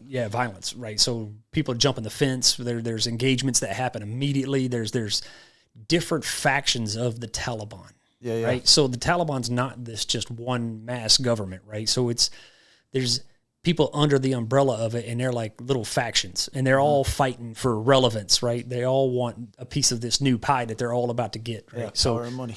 Yeah. So now we're having to push people in fast, and now we're taking the seats out of the aircraft, or we're just stuffing humans in them as fast as we can. Like you're talking about American citizens. Yes. Just to get in the country, right? So we're just piling everybody in there, man. Like, oh shit, to get into Afghanistan. So we're flying into HKIA and trying to get enough Marines in there to secure it, because it's not looking good, right? We're not going to be able to secure this airport. We don't have enough people. Getting ugly. Yeah, it's getting ugly fast, right? So we start just surging people in there, and then while this is happening, my battalion XO comes up to me and he's like, I need to talk to you. Like, what? Yes, sir. What is it? And he's like, I need to leave a detachment here in Kuwait while we surge everybody into Afghanistan to do this withdrawal. And he's like, I need you here. Wow. I'm like, are you got to be fucking kidding me, man? Like, here I am. Again, all of my Marines, my whole company is about to go be a provisional rifle company in a zombie horde to try and evacuate out of this airport. And personal injury, again, now has me left behind in Kuwait, manning a combat operations center, helping track movements in, personnel going in, personnel going out, right? So they left you there because of your injury? Yes. And you know what? I tell I've had this conversation with Philip Crosby, Sergeant Major Crosby. So me and Phil talked about it before. So I was like, dude, I'd make that same decision 10 out of 10 times. I'd have left my ass there too. It doesn't hurt any less. Yeah. But, I understand why. It just sucks to get, your Marines are about to go into harm's way again, right? And I've had Which turns out completely different this time. Yeah. And I've really spent a lot of time working with these guys and trying to explain to them how this shit's real and how I wasn't prepared. Like, I was a sergeant in 2003 and I had no idea what I was getting into. Yeah. And I had to figure it out in a combat zone. It's like, that's not where you want to be. You don't want to be figuring things out while you're over there. So it's best to do it now. Yeah. So I'm over here like clapping and making noise and trying to make sure that my guys are prepared for this shit. And, especially like the mental health side of the house, trying to prepare these guys for what they're about to go through. And like, this shit's real. This ain't a fucking joke, gentlemen. Maybe one or two tours under their belt. Yep. So, and at this point, man, a lot of your major combat experience dudes are already gone. So all your senior staff, but your troops, your sergeants and below, like they hadn't been in real engagements and real, combat for maybe done a post here or there. Yeah. So, and the Marine Corps' lifeblood is young kids, man. We're built on the 4-year Marine. You come in, you do your 4 years and get out. And that experience is gone really quickly, right? Yeah, it goes by fast. So the whole withdrawal's going down, and it's ugly. It's nasty. We see so many things that we're constantly like, hey, this is not good. This is not good. There, hey, we got a lot of issues over here. Hey, the Abbey Gate's getting a lot of activity. It looks like this is bad. And, we've got like the visibility from drones that you can see inside the COC. We've got air assets, but we can't drop anything from it. We're not doing any civilians. Yeah, so we're just watching. All you can do is really watch, and we're there. That's such a terrible feeling. Just to withdraw people, right? So the Taliban is working there with us, right? So we're having to. I got a gunnery sergeant who spent 20 years of his life fighting these guys, and now he's having to stand shoulder to shoulder with one of them and let them babysit us and watch us evacuate from an airport. Blows my fucking mind, dude. Yeah. So that's a huge ask. It's one thing to, like, the Marine Corps already asks so much of our guys to be able to go and flip the switch. That's a totally different ask, dude. Yeah. To go from a combat operation to a humanitarian assistance operation to go to a non-combatant evacuation operation, and to be able to flip those switches instantly. That's tough. Is what we ask of our Marines, man. We ask that all the time. And we're the best at it. Our guys do a phenomenal job. They're so good at what we do. Yeah, we're the best at it, but it doesn't make it easy. No. And to see what that is doing to our guys on the mental health side of the house, to see them, like the people that they fought for the last 20 years are now essentially staring at you, telling you, hurry up and get the fuck out of my country. Like, we win, So just aggressively too. Any other way to look at it other than feeling like we're just retreating, like it's hard to look at it in any other aspect, right? So this is all going down, and I get left behind, and I'm inside the Combat Operations Center, and that's when we get the news about the Abbey Gate, the explosion that went off there. And was that just a S-vest?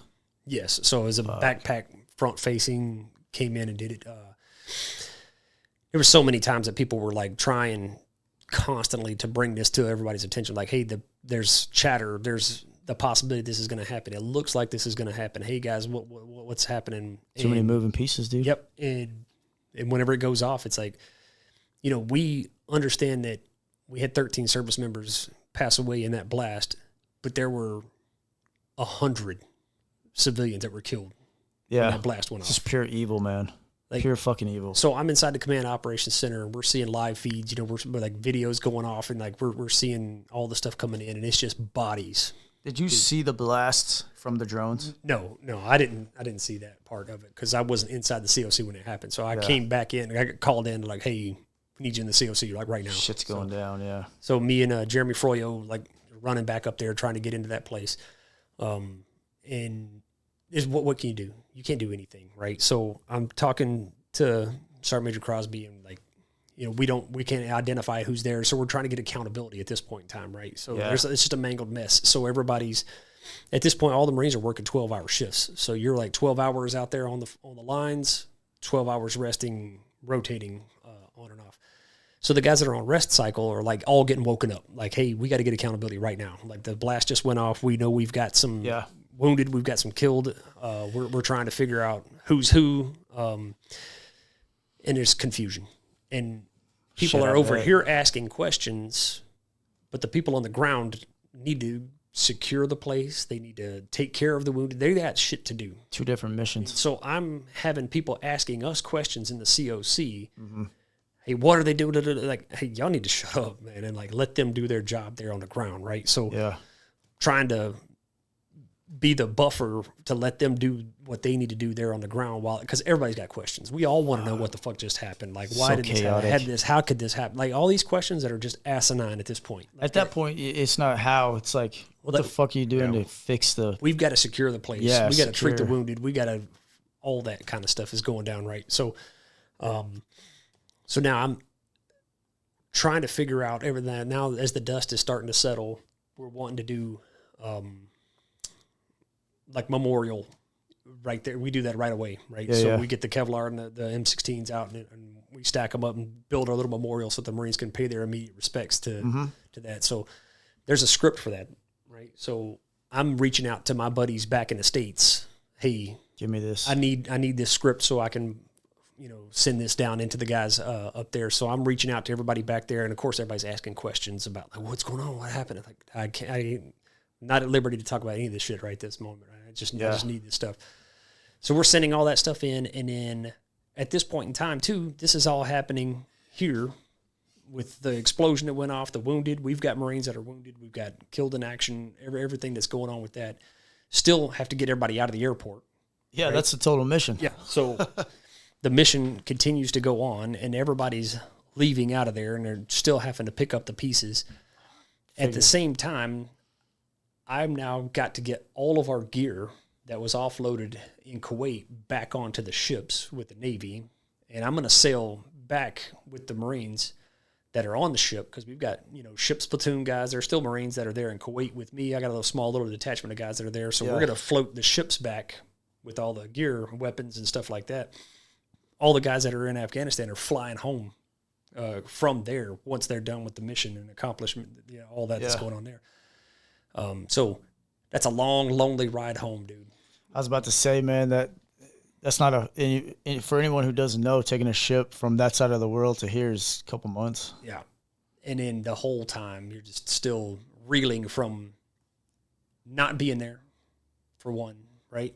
And then, knowing the losses, the injuries, the things that have happened, and like the mental health aspect of that too, right?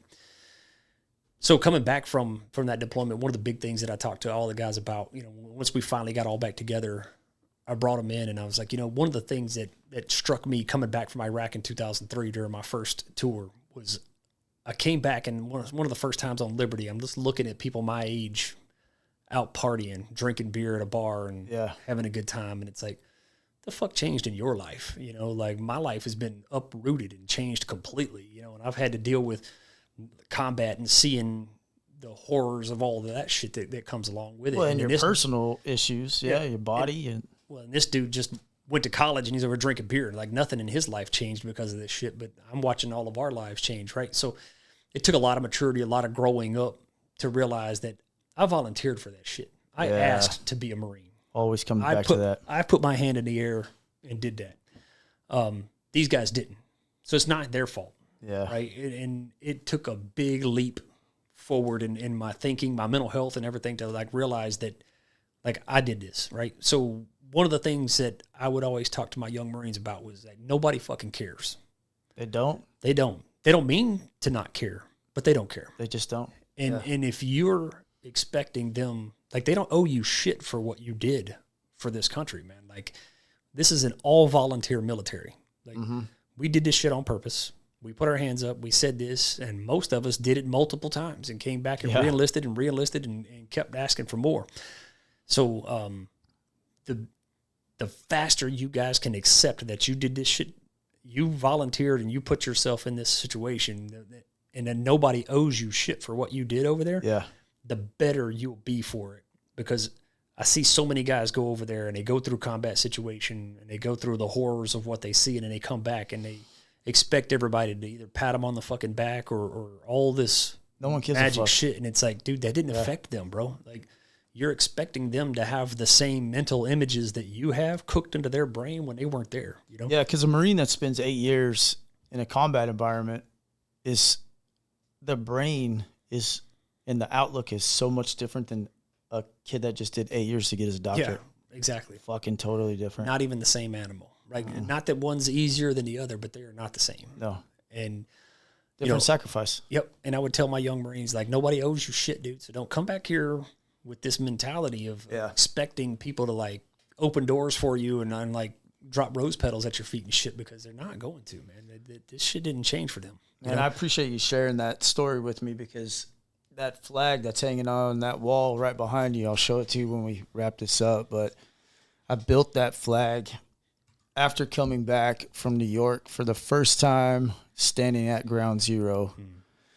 And I was expecting,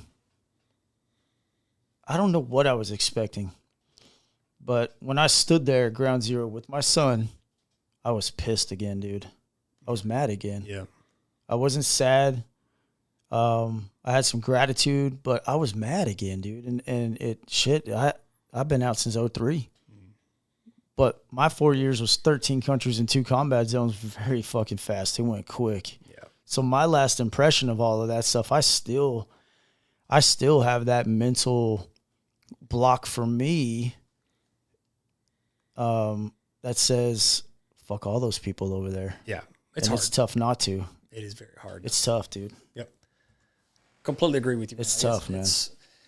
To make that's what kind of ties back to what I was saying before about how we expect Marines to just flip that switch, bro, to be in a combat zone one day and then to be back loose in society the next. I was back so fast to EAS, dude, that my head was fucking spinning. I was like, you don't know what to do. And in 03, there was no, like, here's a program to help you. It was like, fuck, here's DD 214. We've tried in the Marine Corps to do different things like that, like put rules in place to where nobody EASs or changes duty stations for the first 6 months after you come back, to give everybody time to like process things and that and the third. But when we came back from that deployment, all the Marines from 1-8, especially my NCOs, my people that are going to stay in, they're now the most experienced young Marines in the entire Marine Corps regarding combat operations, non-combatant evacuation operation, real world shit. Oh yeah, because they lived it. The stuff that we trained to do, our guys just came back from the real world doing it.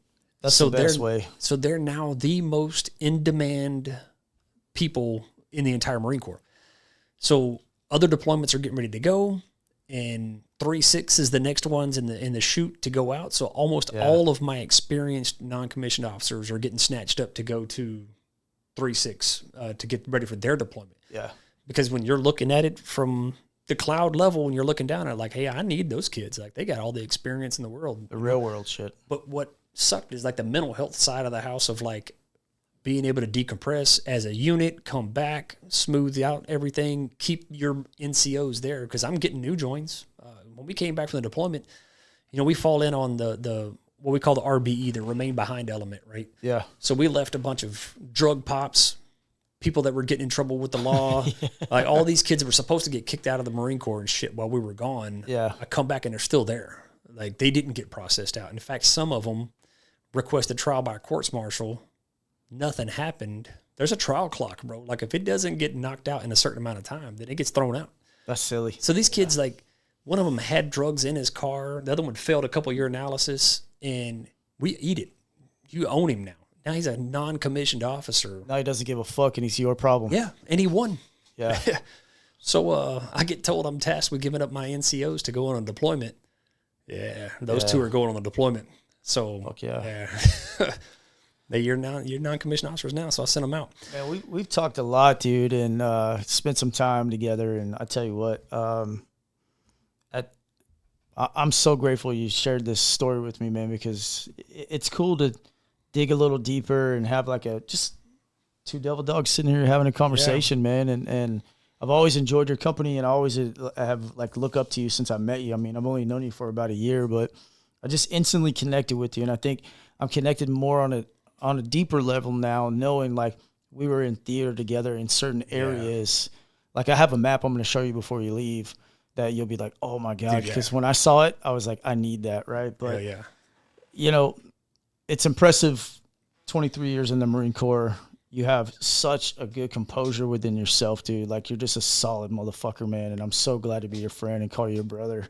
If all of the things you've been through today that you talked about didn't express your will to continue to fight, I don't know what does. So if there's someone that's listening right now or watching this, you know, we got the YouTube as well, that's fighting their own battle right now, what would you tell them? I'd say one, never give up, for real. There's always, like, I know a lot of my experiences sound like they were really negative, you know, because there are bad things that happen out there, but absolutely, holistically, bro, like I grew up in the woods of Alabama, poor, drawing water from a well, right? Yeah. I now live in Rockwall. I'm retired. My wife is a retired Marine. You know, our financial needs are met. You know, we're living well. I got 2 daughters that are attending college. I got another 9-year-old that's in school. I got, like, my life is in great shape, man. Like I'm happy. I'm healthy. Yeah. You're here. I'm on this journey now for my own, you know, mental health, and you know, so many years of sacrifice toward accomplishing the goals of the Marine Corps, right? And taking care of your Marines and taking care of everybody else. There gets to a point where you've got to take care of yourself, man. Like you've got to like your own personal mental health. Like if you can't take care of yourself, you'll never take care of anybody else. I'm walking that path right now.